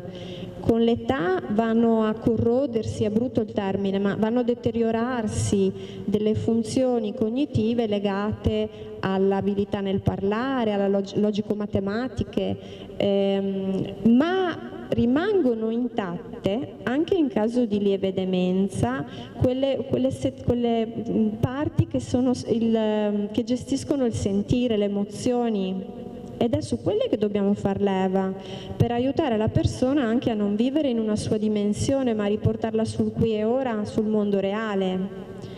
Ecco che facilitare momenti in cui si possano dedicare, immergersi nel processo artistico li aiuta a eliminare questi pensieri ripetitivi negativi, no, che attanagliano la mente, e anche a potersi sentire ancora capaci di fare qualcosa. Allora io devo sempre ringraziare la dottoressa Silvia Grigolin per questo insegnamento che sta cercando di dare. Ma avete sentito come rilassa? Io lo trovo rilassante. Ecco, non ti annoi, ti rilassi, che è un'altra cosa, perché sta dicendo delle cose che ti riguardano, che ti intrigano. Prego, professore. Io colgo questo aspetto, no? Del fatto di dire giovane e adulto, quindi giovani e meno giovani, diversamente giovani come dici tu. Allora noi dobbiamo evitare di pensare di fare una classificazione, i millennial, i boomer, no. Noi siamo persone e il vissuto di un ragazzo nasce dall'infanzia e arriva ad un'età. Spesso non è così distante un adolescente rispetto a un pensiero di un cinquantenne, di quarantenne. Probabilmente dovremmo proprio imparare, anche politicamente, a capire che il percorso di vita ci sono molte più cose che uniscono da quelle che ci separano. Non ci separa perché siamo ventenni o cinquantenni, ma ci uniscono le cose che il cinquantenne mangia come il ventenne, oppure si diverte a ridere come il cinquantenne e il ventenne. Per cui troviamo le cose, e la politica potrebbe essere un'occasione, proprio in virtù del fatto del voto, della tua provocazione a 16 anni. Ma se io educo i ragazzi che è importante le loro scelte, che le loro scelte possono cambiare il percorso, probabilmente avremo gente che a 50 anni, a 60 anni, a 70 anni andranno a votare, e non avremo poi un calo di partecipazione alla vita attiva di un paese. Quindi prima si incomincia, meglio è. Poi si può cambiare, ma sta alla misurazione del politico di turno a essere sensibile a cogliere non il pensiero di una parte, ma i tanti pensieri del giovane, del meno giovane e del più adulto, a fare in modo da poter essere in comune, no? Proprio in comunione, questa cosa qua. Sindaco Saccarola, sentiamo come commenta il sindaco anche le parole sia della dottoressa Grigolin ma anche di quello che ha detto il professor Valletta. Condivido quanto detto dal professore, ovviamente ha detto tutto, è vero, non dobbiamo dimenticarci di fare quello che facevamo magari da piccoli. Guarda, ieri sera il Maerne, che è una mia frazione, ha fatto la finale di Coppa Veneto. Una volta era mio padre che mi portava allo stadio, io ho 8 anni, ieri ho preso io mio padre, l'ho portato io allo stadio a vedere la partita. E ci ho pensato a questa cosa qua, perché ma guarda come cambiano le cose, una volta era lui che mi portava, adesso sono io che lo porto. Sono cose veramente che ti fanno ricordare anche il passato. È un passato sicuramente felice, perché comunque passare del tempo con mio padre, prima da quando è giovane, adesso che è meno giovane e che però ha le stesse passioni e condividiamo le stesse passioni, quindi fa solo che piacere. Quindi sicuramente quello che dice la dottoressa, sono cose veramente importanti, e concordo con te Mirella, quando parla proprio ti fa rilassare e pensare, che forse è la cosa più importante, pensare a quello che dice, quanto importante è il significato delle sue parole. Grazie Sindaco, ci tenevo tanto anche perché ha fatto un lavoro molto importante, ecco, è riuscita a creare anche questa attenzione. Avete visto un pubblico, era la sala gremita proprio, che ascoltavano, e veramente queste parole erano importanti per loro, perché ognuno si immedesimava, ecco, nella frase che lei diceva e nel vissuto che stava vivendo in quel momento. Abbiamo Gianfranco Valeri da Cessalto. Ciao Gianfranco. Sì, buongiorno signora Mirella. Buongiorno. Buongiorno ai suoi ospiti. Buongiorno signor Sindaco. Ecco, buongiorno. Mi rivolgo anche proprio a lei, signor Sindaco, che le riguarda. Ecco, in questi giorni un noto ministro praticamente vuole aumentare il numero, che non si può aumentare nelle classi, il numero degli extracomunitari per l'insegnamento e tutto, perché ci danno problemi di varia natura e tutto. Io da pensionato di serie Z ho fatto una considerazione, proprio lei voglio notare, signor Sindaco, che poi per trasportare i bambini da una scuola all'altra, sa che il trasporto è gratuito e tutto, lei magari, non so nel suo paese se avrà questi problemi, ma in tutta Italia si immagini tanti problemi ci saranno, e li vuole spostare a destra e a sinistra nelle varie scuole dove non si può spostare la famiglia, perché se al lavoro là non si sposterà mica la famiglia, dobbiamo spostare i bambini. E allora avanti e indietro, Roma, che nelle borgate di Roma non so se li mandano i Parioli, lì non c'è neanche uno extracomunitario ai Parioli, non credo li manderanno i Parioli di sicuro, ma andranno avanti e indietro con questi fondi. Io da pensionato di serie Z le ripeto, per che motivo non si fa l'integrazione? Costerà moltissimo il trasporto, vedrà che costerà moltissimo, perché non si fa un'integrazione che si dà qualche insegnante in più, si dimezza il numero e si dà un insegnante in più che costa meno? Ecco, volevo il suo parere, buongiorno e grazie, buon lavoro. Grazie Gianfranco Valeri, prego Sindaco, poi sentiamo anche il professor Valletta, una telefonata anche questa interessante. Prego Sindaco. Sì. È una questione attuale, è una questione che comunque adesso ci stiamo ponendo. Mettere questo blocco dal mio punto di vista non va bene, nel senso che comunque dipende anche da comune a comune quanti immigrati ci sono e quant'altro. Un bambino ha diritto di studiare e sballottarlo da una parte all'altra non so quanto conveniente sia, quindi secondo me ha fatto un ragionamento molto serio, anche anche perché vediamo che le nascite anche nei nostri paesetti qui ormai sono sempre meno, sono più le gente che migrano da altri paesi, quindi l'integrazione per me sarà il futuro e deve essere gestita in una maniera in cui anche noi siamo pronti ad accogliere queste persone, sapendo pure le difficoltà magari della lingua o dei trasporti, come ha detto il Signore, però sicuramente devono essere integrati, e per integrare una persona secondo me la scuola è il posto migliore. Professor Valletta? Ci sono gli uffici scolastici regionali che sono competenti in questo, e ogni attività viene fatta con un criterio in base alle opportunità, alle classi e ai numeri. Quindi la politica a volte parla di cose che sono talmente lontane e inattuabili che evitiamo di ascoltarle e basta, cioè lasciamo la competenza reale a chi fa con i numeri reali e chi conosce il territorio.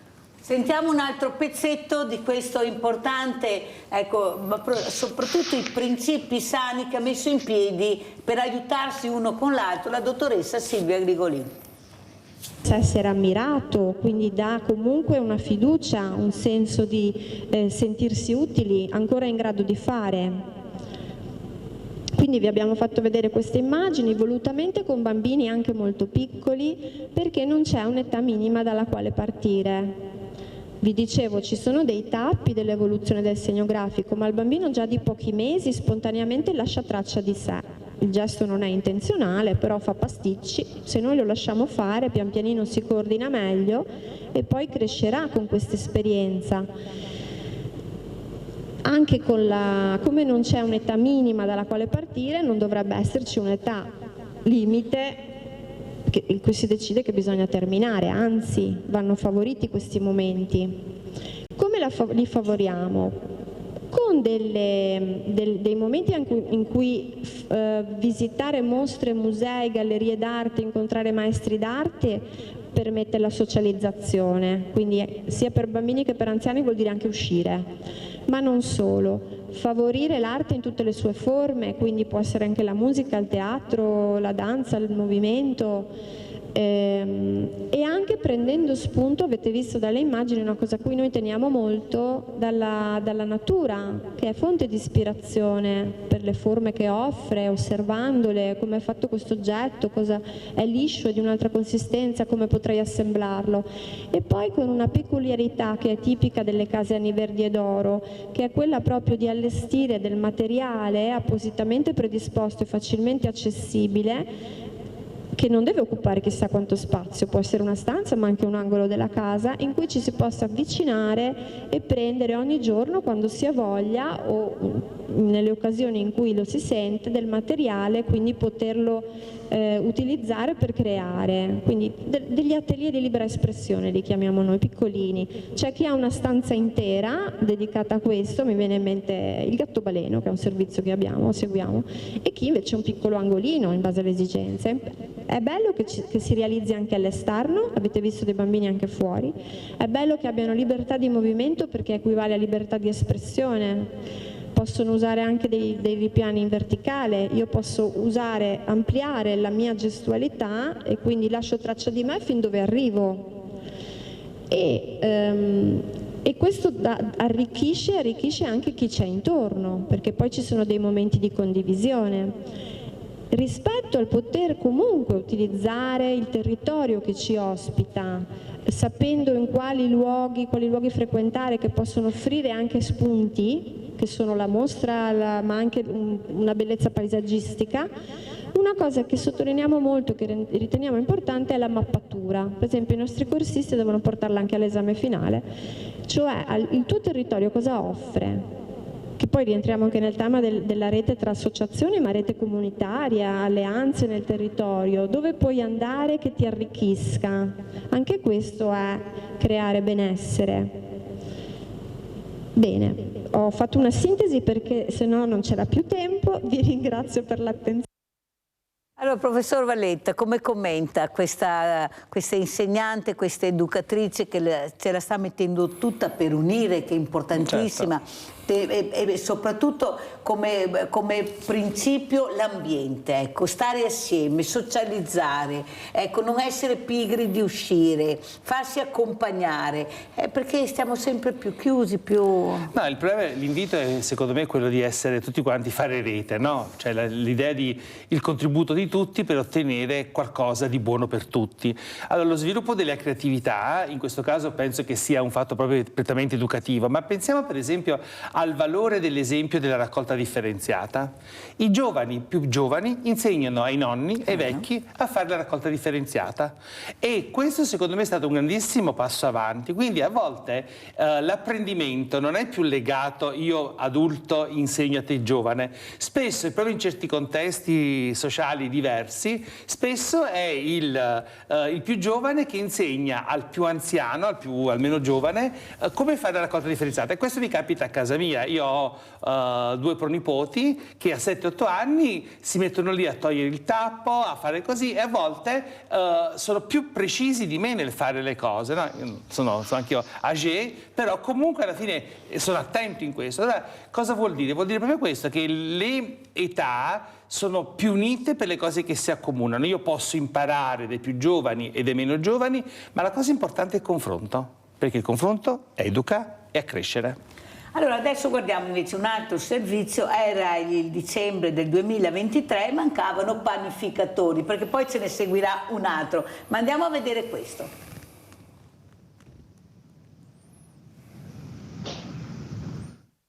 Spesso punti di riferimento, botteghe storiche che hanno visto i paesi intorno a loro cambiare, presidi del territorio oggi più che mai a rischio sopravvivenza. Tra il 2021 e il 2022 sono stati 4 i panifici nella Marca che hanno abbassato per sempre le serrande, numeri destinati a crescere negli ultimi 12 mesi, e il più delle volte all'origine di queste chiusure la mancanza di un cambio generazionale. Un panificio artigianale come i nostri di solito è condotto da famiglia, quindi cominciamo con l'età che avanza, qualche malore, e se non si ha un ricambio generazionale è veramente difficile, quindi se non si ha un figlio che va avanti nell'attività, quando si arriva all'età pensionabile tanti chiudono. La difficoltà nel recuperare il personale, questa è una piaga veramente grande. Quindi giovani, se volete un bel lavoro che fa bene, tanto bene, fatevi vedere, fatevi conoscere, che noi siamo pronti ad abbracciarvi e ad accogliervi nelle nostre aziende. Sono quotidiani i casi di giovani che si presentano per un colloquio ma poi rinunciano all'impiego. Ogni giorno, questo è il problema, lavorare poco, possibilmente non il sabato, non la domenica, e questo per noi panificatori è un problema. Sono proprio gli orari di lavoro il più delle volte a far desistere nell'accettare un posto di lavoro. Si lavora magari di notte, bisogna andare a letto presto, quindi, però è anche vero che si ha molto tempo libero, quindi per un uomo è un lavoro secondo me che dà veramente 1000 possibilità anche per gli hobby, e per una donna è comunque un bel lavoro perché si ha la possibilità di stare a contatto con le persone. Professor Valletta, come commenta questo servizio? È una verità che da un lato dispiace e da un lato purtroppo è anche una verità cruda, nel senso che è oggettiva. Spesso i ragazzi sono poco disponibili a lavorare di notte, ma già il quarantenne fa fatica a lavorare di notte. Per fortuna le aziende tecnologiche però con degli investimenti di fermabiga, di frigoriferi, eccetera, però è un investimento che l'imprenditore dovrebbe fare per poter migliorare la sua vita, nel senso che fare il panettiere, avere un panificio di qualità deve anche pensare alla qualità della persona, non più alla qualità del prodotto. E qui si aprirebbe un mondo e bisogna cercare di fare delle cose molto attente, perché è improponibile pensare a un ragazzo di 18, 20 anni, 22 anni alzarsi la mattina all'1 di notte, alle 2 per fare il pane, ma non perché non sia capace o perché non debba farlo, perché la qualità della vita è diversa. Probabilmente bisognerebbe che i panettieri facessero dei rinnovi tecnologici con delle attrezzature, delle tecnologie capaci per poter razionalizzare la produzione del pane diversamente. Questo è un suggerimento, io non vorrei creare proprio così, però è l'unica cosa, se non c'è la persona che fa quel tipo di lavoro a quelle ore, in qualche modo bisogna di necessità virtù, se non si vuole rinunciare alla qualità, perché poi a volte si trovano in commercio anche dei prodotti preconfezionati chissà dove, che del pane hanno solo forse il nome. Però professore, non è che questi ragazzi, queste persone, io chiamo indipendentemente ragazzi o ragazze, non hanno più la filosofia di una volta, lavorare per vivere, ma vivere per lavorare o viceversa. Cioè loro vogliono anche viverla la vita, loro vogliono assaporare quegli spazi di libertà. Non è più come una volta che questo ragazzo iniziava a 10 anni a lavorare quasi sempre sfruttato, maltrattato. È un ragazzo diverso, è un ragazzo che ha studiato, un ragazzo che ha la propria dignità. Non è vero che sono sempre dei nullafacenti. Noi abbiamo dei ricercatori nel mondo che tutti ci invidiano e sono giovanissimi. Abbiamo dei medici meravigliosi, delle figure anche femminili giovani molto importanti. Se ne stanno andando dal paese perché non hanno la dignità di quello che hanno studiato, del loro lavoro che hanno messo in atto. Cosa dice Sindaco? Concordo, ci vuole tanto amore per fare il panificatore, perché comunque abbiamo visto che gli orari sono veramente difficili. Concordo con il professore quando dice che la tecnologia potrebbe aiutare, però sfido se un vecchio panificatore di fargli cambiare mentalità sul modo di fare il pane. Probabilmente nel futuro sicuramente servirà qualcosa di migliorativo anche per chi lavora in questi posti. Durante la mia attività a un panificio sono in 13 persone che lavorano, cominciano a mezzanotte fino alle 8-9 di mattina, producono pane. Però sentire il profumo di quel pane sano, quel pane buono e non quel pane confezionato come ha detto prima il professore è tutta un'altra cosa. Io ammiro questi ragazzi che vanno dai 18 anni, dopo ci sono anche uomini comunque 50-60 anni che comunque ormai da una vita fanno questo lavoro e lo fanno penso proprio per amore del lavoro, per l'amore di servire al proprio cliente un pane sano, un pane qualificato, un pane che veramente possiamo chiamare pane. Dopo tutti i lavori sappiamo che hanno delle difficoltà. Sta anche a chi intraprende questa scelta lavorativa di fare una scelta di lavoro che deve piacere sicuramente, che però sa che porterà anche sicuramente i sacrifici. Sì, abbiamo però lei un negozio di alimentari, Sindaco, e noi abbiamo visto questo sciopero nei grandi supermercati, abbiamo visto anche giovani lavoratori, abbiamo visto madri di famiglia, padri, ecco questo lavoro che non è retribuito, hanno i contratti fermi dal 2019 e stiamo parlando di grande distribuzione, ecco lei invece non è grande distribuzione e qua c'è il rispetto della persona che viene a mancare, allora come la mettiamo? Perché gli utili ci sono, non posso dire che non ci sono utili. Sindaco, qualcuno deve anche premiare questi lavoratori, perché è facile dire lavorate il sabato e la domenica, ma abbiamo sentito anche Paolino Barbiero che ha spiegato sì, ma su un giorno tu mi fai andare a lavorare 4 volte su un giorno, mi mandi a casa, mi fai tornare, cioè veramente ci vuole anche un po' di rispetto della persona, che la persona ha anche una famiglia, ha anche altre cose oltre al lavoro. Prego Sindaco. Qui ci vuole un gran lavoro dei sindacati perché sappiamo che sono loro le persone preposte per riuscire a portare a casa questo contratto. Dal mio punto di vista dovremmo tornare come 10-15 anni fa, che c'erano 8 domeniche all'anno di aperture e il resto chiuso, e forse anche la famiglia veramente tornerebbe più famiglia, perché posso andare la domenica pomeriggio a fare la spesa al supermercato, andrebbero al parco, andrebbero alla sagra del paese, andrebbero alla fiera del paese e si tornerebbe ad essere un po' più anche comunità. Io ho sto parere qua, ripeto, io ho un negozio, anch'io ho orari particolari perché cominciamo alle 5:30 di mattina e si chiude alle 8 di sera, siamo più persone che si turnano per carità, però è difficile. Capisco che quelli che oggi lavorano al supermercato è inutile che mi dicano riposi il martedì o riposi il lunedì, perché lavorare il sabato e la domenica non è come lavorare i giorni infrasettimanali. Là ci vuole veramente un gran lavoro di sindacati, io mi auguro veramente che trovino un accordo, perché queste persone devono essere premiate, non penalizzate. secondo me. Sì, anche perché veramente sono dei contratti che fanno rabbrividire. Quando ha spiegato Paolino Barbiero, appunto, una persona deve recarsi al lavoro 4 volte su un giorno perché mi fai lavorare 2 ore, poi mi mandi a casa, poi mi richiami, mi fai lavorare altre 2 ore, cioè non è possibile, no? Cioè qualcuno deve intervenire. Allora andiamo a vedere invece chi è intervenuto su questa mancanza di panificatori al 2023, donna panificatrice. Andiamo a sentire.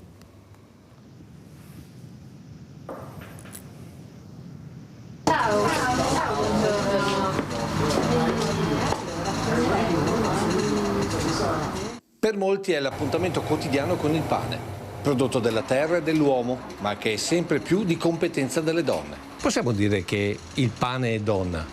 Sì, il pane è donna perché tra di noi ci sono parecchie donne che lavorano e siamo oltre il 70% di occupati sono donne. Che si impegnano in tutti i ruoli del settore, da quelli più notturni e faticosi a quelli più di relazione. A dire la verità, fornere ce ne sono veramente poche, però chi si occupa comunque in laboratorio di pasticceria ce ne sono parecchie. Perché a quanto pare sono più in sintonia con la dolcezza. La bellezza, il tocco femminile è donna anche questo. Ma la differenza con gli uomini è più marcata al banco. Il banco è donna e deve essere donna perché la pazienza è donna, noi uomini purtroppo non abbiamo tutta questa pazienza. Perché ci vuole un'infinita pazienza, bisogna spiegare, bisogna invogliare anche i clienti e ci vuole un sacco di pazienza che gli uomini non hanno.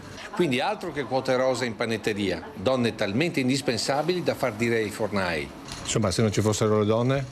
Se non ci fossero le donne bisognerebbe inventarle. Allora, professor Valletta, cosa diciamo, come commentiamo questa donna che veramente viene premiata anche con queste parole, che è importante la pazienza, l'ascolto, intrigare il cliente, prego. Allora, bisognerebbe ragionare sull'ottica della professionalità. Lì, al di là dell'entità di genere, c'è un'entità di professionalità, no? Di passione, di amore, di scelta consapevole di fare questo lavoro. Poi che ci sia giustamente questo tocco più di genere femminile che maschile va bene, ma ci sono per esempio le opportunità legate al fatto che lì sono donne convinte, capisci? Allora quindi quando tu trovi convinzione in una persona, che sia essa uomo o donna, la convinzione ti fa fare qualsiasi cosa, la scelta consapevole. E poi dove c'è un lavoro duro o comunque un lavoro che è articolato nella giornata e nella nottata, è chiaro che la scelta si fa più ardua, e se una donna sceglie di fare quello, ben venga, un plauso maggiore, con la speranza che siano contente poi di vederle sempre così, magari educare nuove generazioni a fare quello che faranno loro, perché questo è l'obiettivo. L'importante è educare ad una scelta consapevole del proprio lavoro.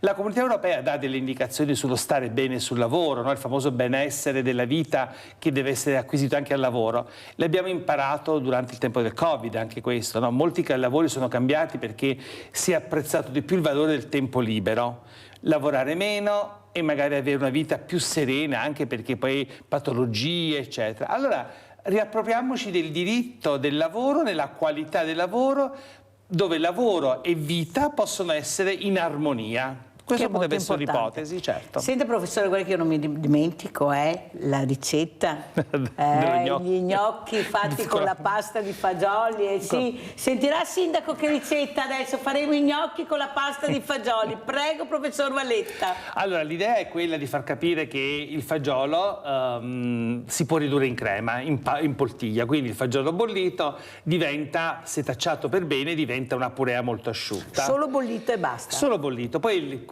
può essere impreziosito con l'alloro, profumi, no? Il rosmarino, eccetera.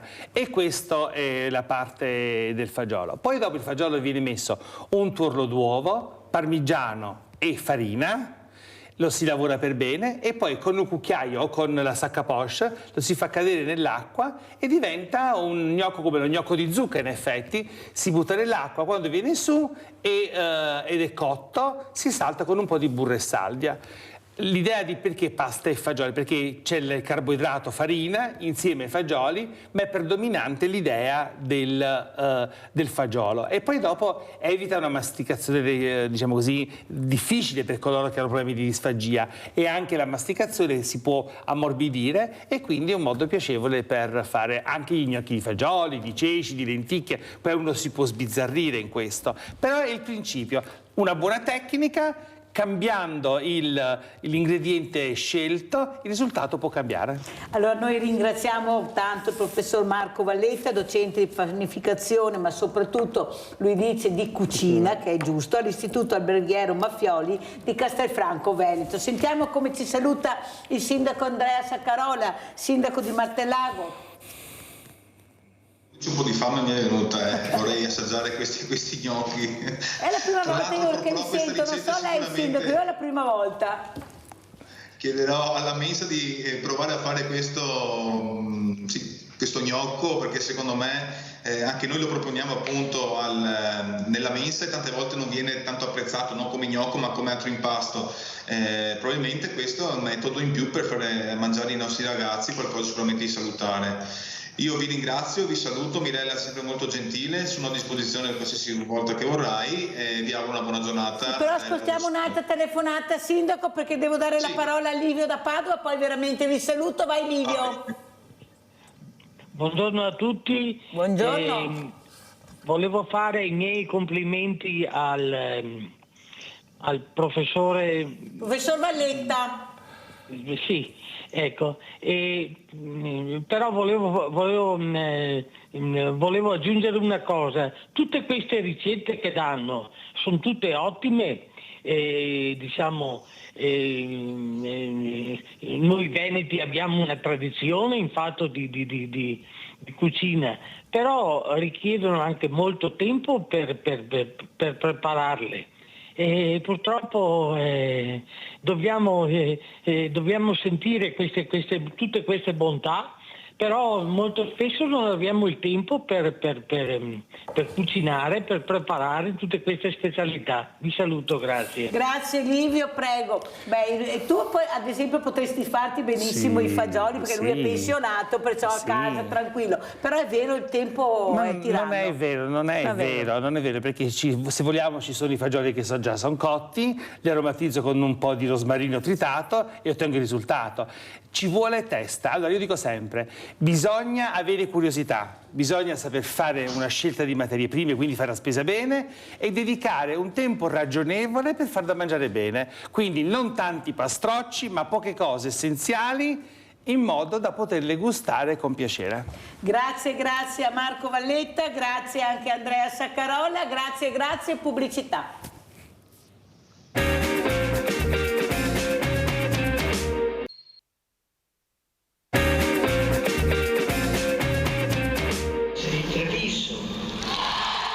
Una grande ovazione da parte dei 1500 cresimati trevigiani in piazza San Pietro ha accolto il saluto a loro rivolto da Papa Francesco. Arrivati a Roma il giorno di Pasquetta, i giovani, accompagnati da catechisti, animatori e dal vescovo di Treviso Michele Tomasi, per il tradizionale pellegrinaggio organizzato dalla diocesi, hanno partecipato all'udienza generale con il Santo Padre. Un momento che ha concluso la 3 giorni di preghiere e momenti di riflessione culminati con l'incontro con il Pontefice. Papa Francesco!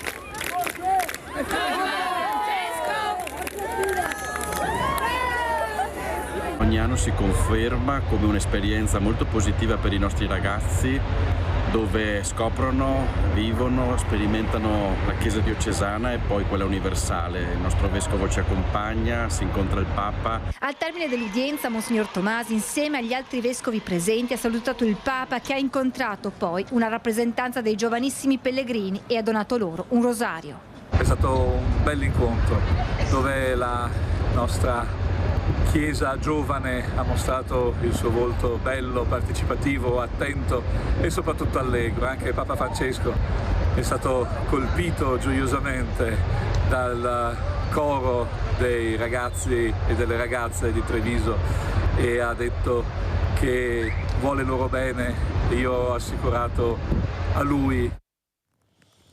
Allora, abbiamo sentito il vescovo di Treviso, Monsignor Tomasi, ecco, questo Papa che quando uno lo incontra e lo ascolta veramente dice: non ho fatto il viaggio per niente, ho conosciuto una persona speciale, perché è proprio così. Io l'ho sentito, l'ho conosciuto quando c'è stata, come vi ho raccontato anni fa, l'udienza con tutti i banchi del mondo alimentari. Pensate, c'era il mondo di banchi alimentari e lui la prima cosa che ha fatto, c'era questa sala nervi gremita, ha preso davanti proprio sulla sala le prime poltrone occupate dalle fragilità, dai diversamente agili, dai bambini con problemi con le loro famiglie.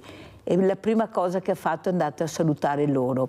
Ha preso in braccio questi bambini, li ha accarezzati, ha parlato con i genitori, ha accarezzato tutte le fragilità ed è stato un momento veramente toccante, perché questo è Papa Francesco.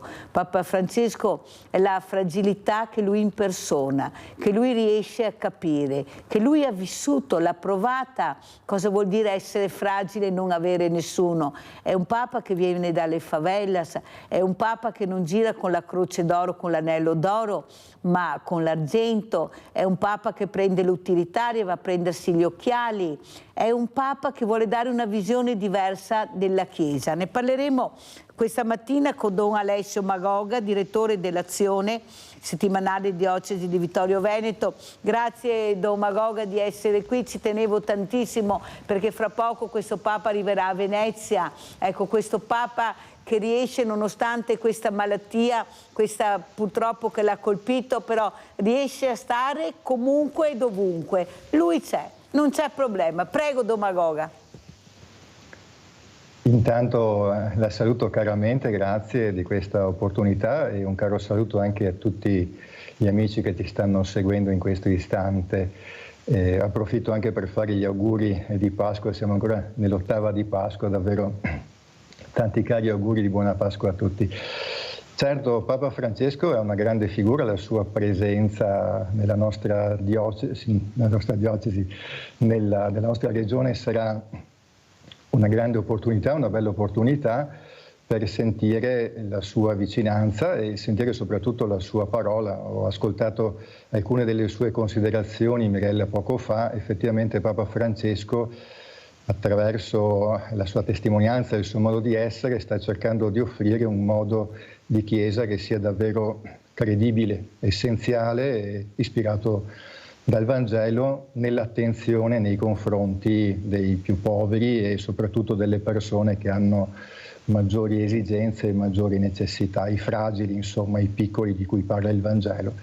Quindi penso che sarà una presenza, il suo passaggio a Venezia che potrà, come potremmo dire, provocarci tutti. Dopo ci sono anche altre presenze sue, perché dovrà passare anche a Verona più avanti, verso maggio se non vado errato, e poi a luglio anche a Trieste per la settimana sociale dei cattolici. Quindi nel Triveneto avremo l'opportunità, se la salute glielo consente, avremo l'opportunità almeno di poterlo vedere e sentirlo vicino in 3 occasioni.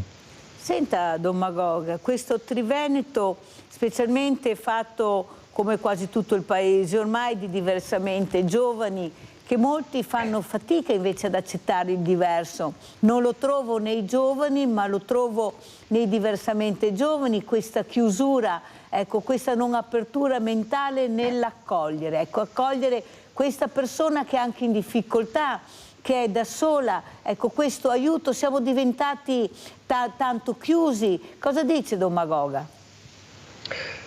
Beh, ancora credo ci viene in aiuto Papa Francesco, perché non manca occasione Papa Francesco per invitarci ad essere accoglienti nei confronti di tutti, in particolare delle persone che hanno, come accennavo prima, maggiore bisogno, e anche di chi proviene da altri continenti, da altre parti del mondo. Quindi sicuramente la testimonianza e la parola di Papa Francesco ci invitano ad assumere un atteggiamento di accoglienza, certo un atteggiamento di accoglienza che sia realistico, che sappia integrare con quelle che sono anche le capacità e le opportunità che che il nostro territorio ci offre, però insomma dentro a questo tipo di visione. Per quanto riguarda l'atteggiamento di tante persone che invece sembra improntato a una non accoglienza, mi verrebbe da dire forse ci vengono in aiuto i giovani, perché i giovani invece manifestano una capacità, una sensibilità molto più viva nei confronti dell'altro, nei confronti di chi ha bisogno. Ecco, quindi penso siamo chiamati a lasciarci provocare dal modo di pensare, di riflettere, dal modo anche di agire dei giovani. Forse in questo senso possono diventare un pungolo, una provocazione per chi ha qualche anno in più. Credo che possiamo imparare da loro. Ecco, su questo potrei anche fare cenno di un'esperienza nella nostra diocesi che va in questa direzione, se mi permette Mirella, di cui volevo appunto portare a conoscenza anche i nostri telespettatori. Ecco, si tratta di un'esperienza che è stata messa in campo da alcuni nostri uffici diocesani, ufficio missionario, la Caritas e la pastorale giovanile, che attualmente sta coinvolgendo un numero importante di giovani, certo magari in confronto a tutti i giovani che sono sulla nostra diocesi sono un piccolo numero, però per noi 60 ragazzi sono un numero significativo. Questi 60 ragazzi dai 18 ai 28 anni stanno preparando per alcune esperienze estive in terra di missione o comunque in territori lontani. Questi 60 ragazzi andranno suddivisi in gruppi in Africa, in 2 paesi in particolare, precisamente in Mozambico e in Tanzania. Un altro gruppo andrà in Bosnia, un altro ancora a Smirne in Turchia e poi in India un altro gruppo, e mi pare che li ho ricordati tutti, no, un altro gruppo andrà anche in Brasile a trovare il nostro sacerdote che è lì prete fidei donum. Vengo subito così alla sintesi di questa così carrellata di esperienze estive di questi 60 giovani. Credo che si tratti proprio di esperienze nelle quali questi ragazzi si sono messi in gioco per accogliere un mondo, una cultura nuova, un mondo diverso e dunque anche dare testimonianza di questa disponibilità. Credo che questo viene un po' a provocarci davvero. I giovani cercano questa prospettiva, una prospettiva aperta di accoglienza nei confronti degli altri, di chi ha più bisogno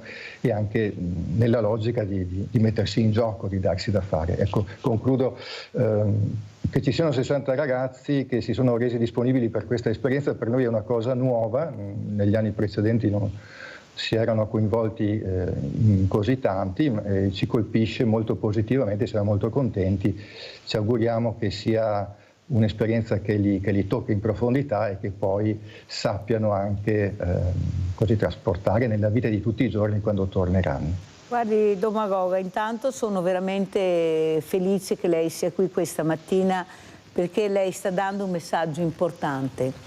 Se il giovane lo intrighi, il giovane risponde. Il giovane ha bisogno di sentirsi responsabile, il giovane ha bisogno di sbagliare per imparare, ha bisogno di cadere per rialzarsi, non può trovare sempre tutto pronto, tutto fatto, tutto a posto. Io ricordo di questa ragazza, una ragazza terribile, queste famose ragazze delle baby gang, una famiglia anche molto per bene, Domagoga, una mamma che tutti avrebbero voluto avere, anche un papà, un fratello meraviglioso, però ne combinava di tutti i colori, non trovava pace, se la prendeva specialmente con questa mamma, questa donna fragilissima, che non riusciva a capire il perché di tanto odio di questa figlia verso la mamma. Non so cosa sia successo, però questa ragazza è riuscita ad andare in Africa, è riuscita a fare un percorso in Africa e le dico la verità, la mamma mi ha scritto, non è più la figlia che lei ha visto partire. È arrivata un'altra ragazza, cosciente, rispettosa. Ecco, forse fare questi giri, questi tour a questi ragazzi, questi percorsi di vita, come diceva il professor Valletta, tutta è una palestra di vita. Ecco, forse questa palestra di vita dove vedi dove non c'è niente, dove c'è la fame, la miseria, non la povertà, la vera miseria, dove questo sorriso c'è comunque, dovunque, veramente ti fa crescere, ti fa fare una riflessione, ma chi sono io? Prego Domagoga, forse dovremmo aprirlo a molti altri giovani, penso ai carceri minorili, Don Magoga, cosa fanno questi ragazzini dentro là tutto il giorno? Si può fare quello che si può fare, ma pensate il recupero di questi ragazzini che alla fine, cosa hanno fatto alla fine, Don Magoga? Perché i veri delinquenti poi li abbiamo fuori, li vediamo, lo dico io, Don Magoga, non lo dice lei, lo dico io tranquillamente. Capisce che questo mi fa male, perché poi se li prendi dice ma cosa c'è dietro questo rancore, questa rabbia, questo disprezzo verso se stesso, perché è quello poi che loro producono. Prego, Don Magoga. Sì, mi ricollego a quello che diceva prima per quanto riguarda i giovani. Nella misura in cui si propone loro qualche cosa di intrigante, il termine mi pare quanto mai appropriato, rispondono. Probabilmente anche questo tipo di esperienza che abbiamo lanciato, un po' esigente, si tratterà di stare via durante i mesi di luglio-agosto una decina di giorni, fare dei viaggi piuttosto impegnativi in contesti di povertà, perché è proprio questo l'intento, metterli a contatto con situazioni diverse da quelle che noi generalmente conosciamo, dove emerge un mondo diverso, una realtà segnata dalla fragilità e dal bisogno. Queste esperienze colgono nel segno, riescono a mobilitare anche oggi. Mi vengono in mente anche altre esperienze che per certi versi sono ancora più facili da proporre e da realizzare, esperienze di volontariato anche nel nostro territorio. Mi viene in mente qualche realtà dove ci possono essere delle persone con disabilità che molto spesso durante l'estate si aprono a esperienze di volontariato.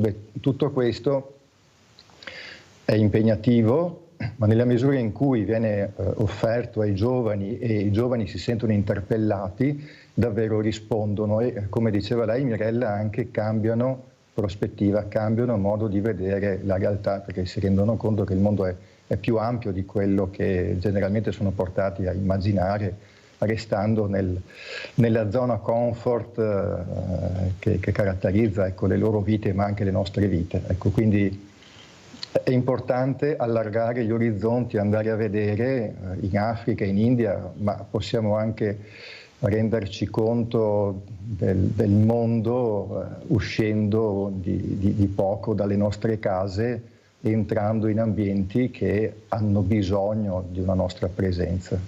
Accennavo ad alcune realtà appunto dove ci sono persone con disabilità che si rendono disponibili a queste esperienze di volontariato, ma ce ne sono anche altre.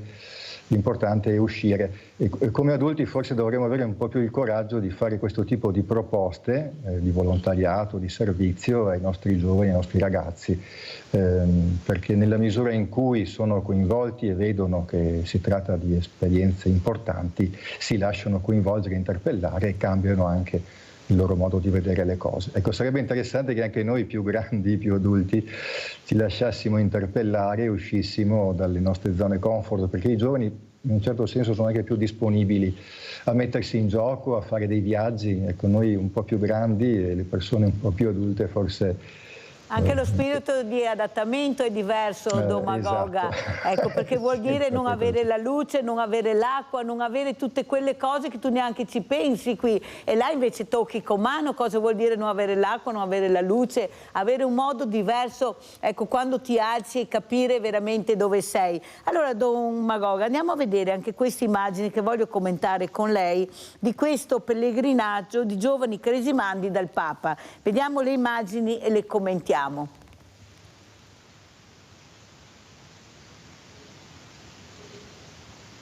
Sì, allora si tratta della diocesi di Treviso, ma in ogni caso ho seguito un pochino questo tipo di esperienza e credo sia... Eccoli qua. Sì. Che giovani ha trovato Don Magoga? Perché noi parliamo sempre di giovani che sono poco educati, non di tutti, io li salvo sempre perché per me i giovani sono la cosa più bella che possiamo avere, anzi dobbiamo curarli bene, dobbiamo veramente annaffiarli tutti i giorni con l'amore e con l'ascolto. Cosa dice Don Magoga? Che giovani ha trovato? Questi cresimandi dal Papa, prego. Allora, questi sono i cresimandi della diocesi di Treviso, io li ho seguiti più da da un punto di vista giornalistico, trattandosi della diocesi sorella, della diocesi appunto di Treviso. Comunque quello che ho potuto cogliere, chiedo scusa un po' di tosse, quello che ho potuto cogliere dalle voci e così anche dalle immagini, dagli articoli che ho potuto leggere della presenza dei cresimandi della diocesi di Treviso del Papa è di un grande entusiasmo, di una grande voglia di intanto mettersi in cammino e di essere insieme. Ecco, questa mi pare una cosa molto importante che ritorna in tante occasioni quando si parla di giovani. I giovani hanno un grandissimo desiderio di ritrovarsi insieme, di avere occasioni in cui stare insieme. Questo mi rinvia anche alla giornata mondiale dei giovani che si è tenuta nell'estate scorsa in Portogallo. La diocesi di Vittorio Veneto, come pure la diocesi di Treviso, hanno partecipato con numeri significativi e anche in quel caso una delle impressioni più riportate e comunicate dai giovani era proprio quella che ci siamo trovati in tanti. Abbiamo bisogno di essere in tanti perché oggi essere cristiani sembra quasi essere una caratteristica di pochi. Quando parliamo di fede o della nostra esperienza religiosa non ci sentiamo capiti perché nelle nostre classi, nei contesti dove ci troviamo, sono pochi che hanno il coraggio di esprimere questa dimensione. Occasioni di questo genere, l'incontro dal Papa in questi giorni oppure quello della giornata mondiale dei giovani l'estate scorsa, danno l'opportunità a questi giorni di condividere insieme in tanti, in un gruppo significativo e importante, qualche cosa che loro riconoscono come importante, la propria esperienza di fede in definitiva. Quindi di questo dovremmo tenerne conto per quanto riguarda anche la vita delle nostre comunità parrocchiali, nelle quali a volte i giovani o sono poco valorizzati o non sono numericamente molto presenti. Ecco, dobbiamo tenere conto del loro desiderio di ritrovarsi insieme. Un'altra cosa che mi viene da dire, la figura di Papa Francesco è una figura davvero importante per il mondo giovanile. Lo riconoscono come i giovani cresimandi che sono scesi in questi giorni, oppure i giovani della GMG, riconoscono in Papa Francesco una figura credibile, un adulto credibile.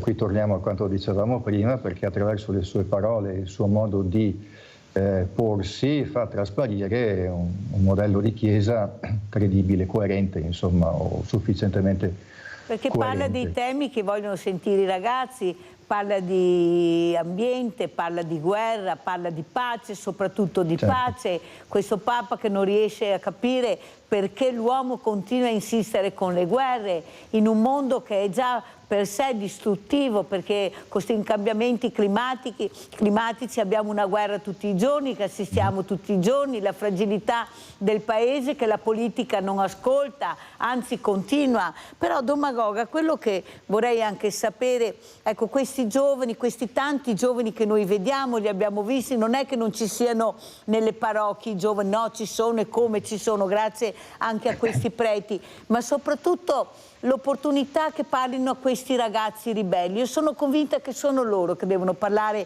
a queste baby gang così chiamate, che poi voglio proprio capire chi sono, e lo dico tutte le mattine, Domagoga, sono pochissimi rispetto al numero di giovani bravi che si comportano bene. Però il problema è che dobbiamo, ecco, parlare con questi ragazzi e ragazze, e forse loro devono fare questo, però manca il coraggio. E sa perché? Perché forse non riusciamo a intrigarli abbastanza nell'ascolto e nel dialogo. Cosa dice Domagoga? Sì, in questo probabilmente c'è un altro motivo per il quale Papa Francesco è così ricercato, significativo per una fetta importante del mondo giovanile di oggi, perché lui riesce a dialogare con i giovani, con i ragazzi, ha una modalità di comunicazione molto immediata, molto calda, senza fronzoli, mi viene da dire, va all'essenziale delle cose, e i giovani percepiscono questa modalità comunicativa vera, autentica, che per certi versi poi presenta anche l'altro lato della medaglia, perché in alcuni temi magari bisognerebbe essere più cauti o attenti a un certo tipo di linguaggio, ma in ogni caso quel mondo giovanile, senza dubbio, la modalità con cui Papa Francesco si esprime coglie nel segno, quindi riesce ad essere ascoltato, a mettersi in dialogo con loro anche per i temi, come accennava lei Mirella, che stanno a cuore a Papa Francesco.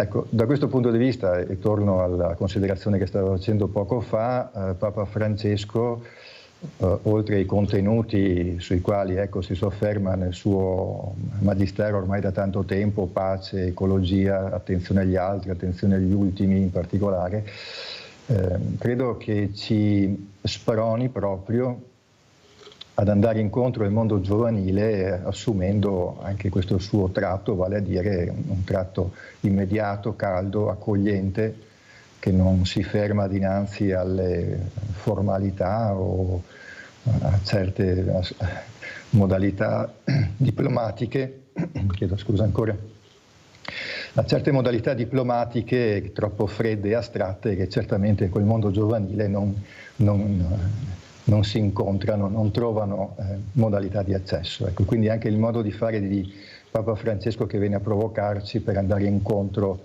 in modo più deciso, in modo più convinto e coraggioso anche con il mondo giovanile.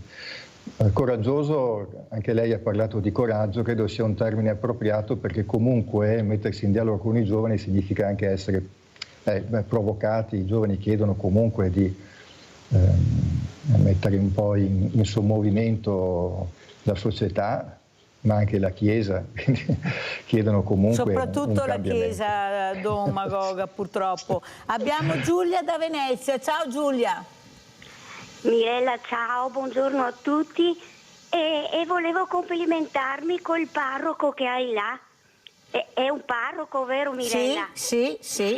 Ecco, Direttore perché, dell'azione anche settimanale della diocesi di Vittorio Veneto. Te lo ripeto perché è importante, direttore dell'azione, è un settimanale, leggetelo perché è importantissimo quello che c'è scritto. Prego Giulia. Infatti Mirella, sono stata qui ad ascoltarlo fino adesso, poi ho detto adesso chiamo perché è veramente una persona che ti lascia a bocca aperta, Mirella, con quello che ha detto. Sì, anche a riguardo del Papa Francesco, Mirella, veramente lo ascoltavo quello che diceva, perché il nostro Papa, Mirella, è una persona veramente, non lo so Mirella, le espressioni, lui, non lo so. E allora volevo dire che lui ha rinunciato a tanti privilegi e lui non è andato negli appartamenti del Vaticano, è lì a Santa Marta e vive così con le suore, poi ha rinunciato alla croce d'oro, all'anello, a tante cose, perché lui, Mirella, da dove veniva non si sentiva di portare quelle cose perché viveva nella povertà assoluta, nelle favelas, poi chissà cosa avrà passato, poveretto, con la dittatura argentina, anche lui ne ha passate tante. E allora quando dice alla Domenica dell'Angelo che fa la benedizione e dice ricordatevi per favore di pregare per me, allora io quasi mi commuovo perché dico caro Papa Francesco, chissà che il Signore ti lascia qui ancora abbastanza con noi perché ti vogliamo tanto bene. E allora Mirella volevo proprio complimentarmi col parroco, col professore, tutto quello che hai detto perché è un personaggio che sa tanto e per le iniziative che ha fatto di portare quei giovani là, così verranno a casa un po' migliori perché vedranno come vivono gli altri, Mirella, che non vengono qua per fare le vacanze, per mangiare, vengono qua perché non hanno niente, Mirella, niente di niente. Io ho conosciuto un padre missionario, che te l'ho detto, che mi raccontava del Congo, come vivevano, Mirella. E allora mi complimento tanto che porti questi giovani, anzi come hai detto tu Mirella, quelli che sono nelle carceri minorili, che guarda Mirella, quelli che rubano hanno la cravatta, la camicia e la giacca, quelli là poveretti cosa hanno fatto poi? E allora portarli là impareranno a vivere e mandarli fuori a fare qualcosa. Ti ringrazio Mirella per tutti quegli ospiti cari che vanno. Padre, e si ricordi anche di me, padre, parroco e professore, tutto quello che è, perché anch'io ho bisogno, sa, che mi ricordi. Ti saluto Mirella, vi auguro una buona giornata E faccio tanti auguri a tutti, anche al parroco, professore e tutto quello che è. Grazie, ciao, cara Mirella, Giulia. ciao. Grazie, cara Giulia. Guarda, è un conforto la tua telefonata, perché so quanto importante è avere Don Magoga in trasmissione. Ecco, faccio fatica ad averlo, ma lui sa che se lo invito, perché voglio dire qualcosa di positivo, lanciare messaggi positivi, vedere questo bicchiere sempre mezzo pieno, Don Magoga, e penso che, ecco, le parole di Giulia le abbiano fatto piacere, per capire quanto importante è anche a casa ascoltare le persone per bene come lei, che lanciano dei messaggi molto importanti, che fanno aprire gli occhi, guardare in maniera diversa anche il diverso. Prego, Don Magoga. Ti ringrazio Giulia delle parole molto positive che hai espresso. Voglio solo precisare che non sono proprio io che organizzo il viaggio per questi ragazzi, ma degli uffici della mia diocesi, con cui ovviamente sono in contatto e di cui parliamo sulle pagine del nostro giornale. Comunque una iniziativa della mia diocesi che appunto conosco, che accompagno. Però vede, seguo. Don Magoga, non è quanto quello che riesce ad avere il messaggio a casa chi, ma il cosa. Certo, è quello importante, sì. Non è il chi, ma il cosa, l'obiettivo. Chi porti è l'obiettivo, è questo che è arrivato, un messaggio che è fondamentale. Perfetto. Prego, Don Magoga. Sì, era soltanto per non prendermi dei meriti che non erano miei, ma l'importante... Avete capito davvero... l'umiltà di Don Magoga? È così. L'importante è che sia accolto il significato dell'esperienza, e mi pare che sia stato colto molto bene, come ha espresso Giulia. Ecco, un pensiero ancora su Papa Francesco. Credo che ancora una volta la sua testimonianza di grande umiltà, di essenzialità, di togliere tutti i fronzoli, chiede alla Chiesa un cammino di essenzialità e di ritorno a quello che è il cuore del messaggio cristiano. Non perché i predecessori non l'abbiano fatto, però certamente anche Papa Francesco ci riporta al cuore del messaggio evangelico e ci chiede di viverlo senza perderci in ciò che è periferico e superficiale. Questo è un messaggio davvero importante che mi pare, con le sue parole e con il suo agire, la gente, come ha suggerito prima Giulia, ha colto molto bene. Don Magoga, com'è stata questa Pasqua del 2024 con tutte le tragedie, con le guerre? Ecco, queste persone come si sono avvicinate alla Chiesa, alle Sante Messe? Perché veramente sono nei momenti veramente più difficili, dove veramente ti aggrappi a quello che è il credo, alla speranza. È questo che fa la Chiesa, che fanno i preti. Sfortunatamente ne abbiamo pochi. Una volta c'era più ascolto, perché ce n'erano molto di più, erano dei punti di riferimento, specialmente per i diversamente giovani, ma anche per i giovani con gli oratori. Prego, Don Magoga. Sì, confrontandomi con dei confratelli nei giorni scorsi abbiamo fatto un po' il punto della situazione, per quanto parziale, delle celebrazioni della Settimana Santa. L'impressione è che ci sia stato un po' un aumento nella partecipazione alle celebrazioni principali, penso a quelle legate alla Passione del Signore il Venerdì Santo, ma anche la veglia pasquale del sabato sera, e poi le celebrazioni della giornata di Pasqua, della domenica di Pasqua. L'impressione è che ci sia stato un movimento un po' più significativo di persone, almeno questo è quello che abbiamo potuto notare noi, alcuni parroci delle nostre comunità. Credo che questo sia indice, senza voler trarre chissà quali conclusioni di carattere epocale, ma insomma indice di un desiderio di spiritualità che comunque c'è nelle persone, probabilmente, come suggeriva lei, Mirella, anche provocato da quello che sta accadendo nel mondo, la guerra in Ucraina in particolare, ma anche la tragedia che sta consumandosi in Palestina, nella striscia di Gaza in particolare. Credo che queste due situazioni, che tra l'altro non sono le uniche, perché nel mondo purtroppo ci sono tanti e numerosi conflitti che insanguinano la terra, ma queste due guerre, questi due conflitti ci mettono un po' tutti in uno stato di preoccupazione. Ecco, la domenica di Pasqua, io ho detto che per certi versi oggi celebriamo sì la risurrezione di Cristo, ma al tempo stesso molti di noi vivono ancora una sorta di venerdì santo, chi magari sta attraversando situazioni di sofferenza personale, molti perché vivono l'ansia, se non addirittura l'angoscia per queste due guerre che sentiamo molto vicine, anche con il rischio di escalation o di guerre che possano mettere in atto possono coinvolgere anche armamenti di tipo nucleare, no? Quindi questo davvero è il motivo di angoscia. Quello che mi sono permesso di richiamare è che comunque sia, anche se viviamo nell'angoscia o nell'ansia per quello che sta accadendo nel mondo, anche questo tempo è un tempo da vivere.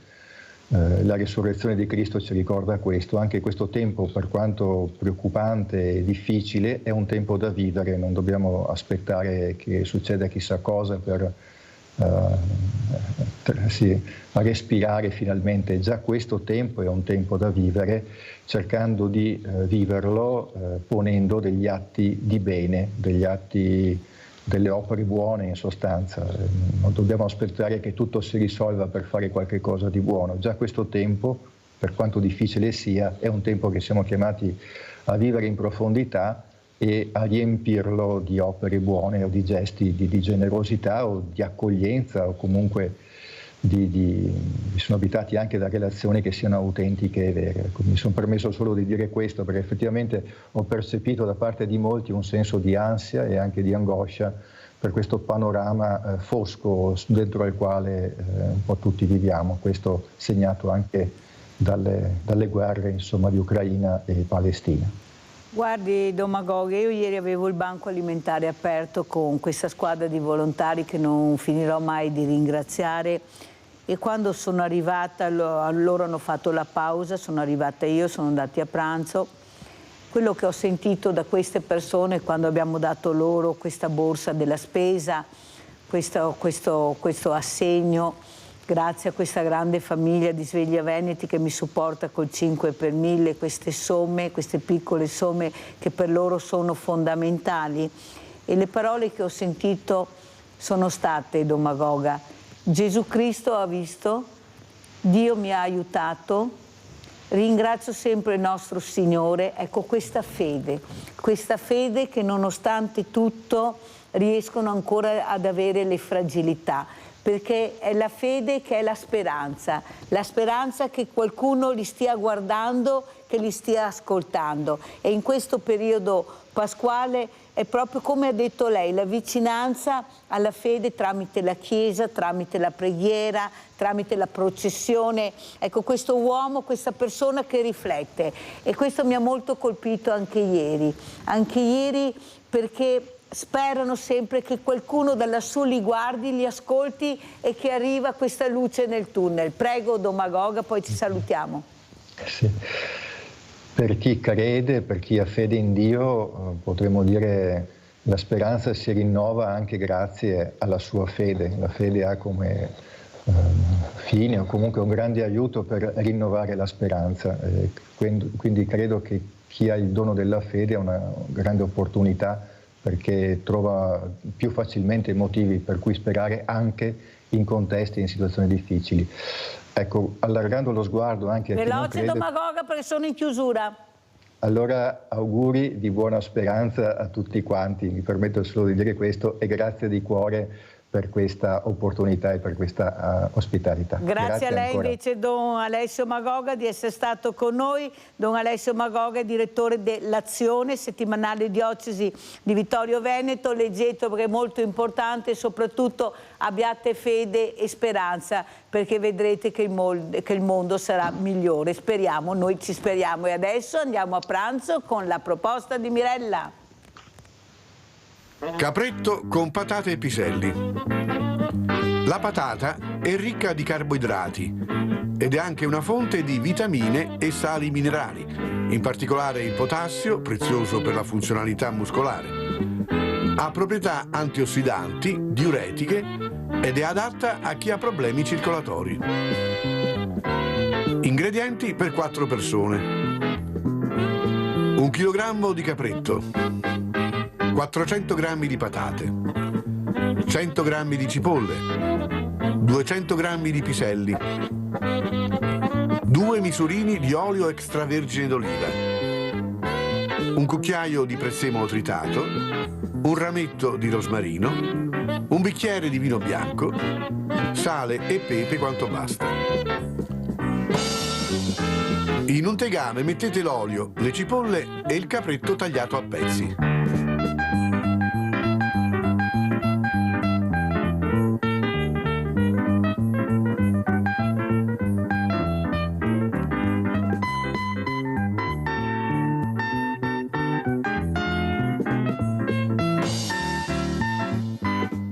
Fate rosolare a fuoco moderato.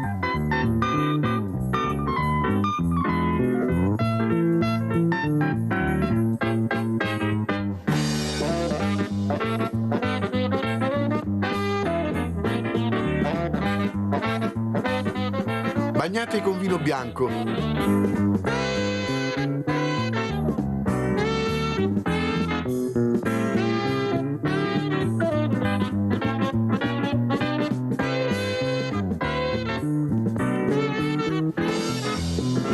Fate evaporare ed aggiungete le patate tagliate a spicchio e tutti gli altri ingredienti con l'aggiunta di un bicchiere d'acqua.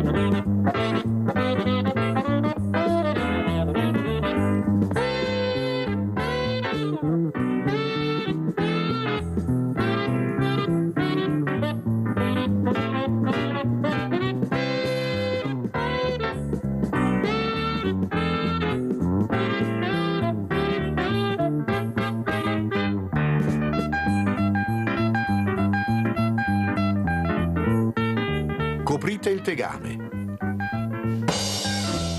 A fine cottura togliete il coperchio, spolverizzate con il prezzemolo tritato e servite. Consiglio: si può lessare della pasta tipo linguine e farle saltare nel sughetto che rilascia il capretto.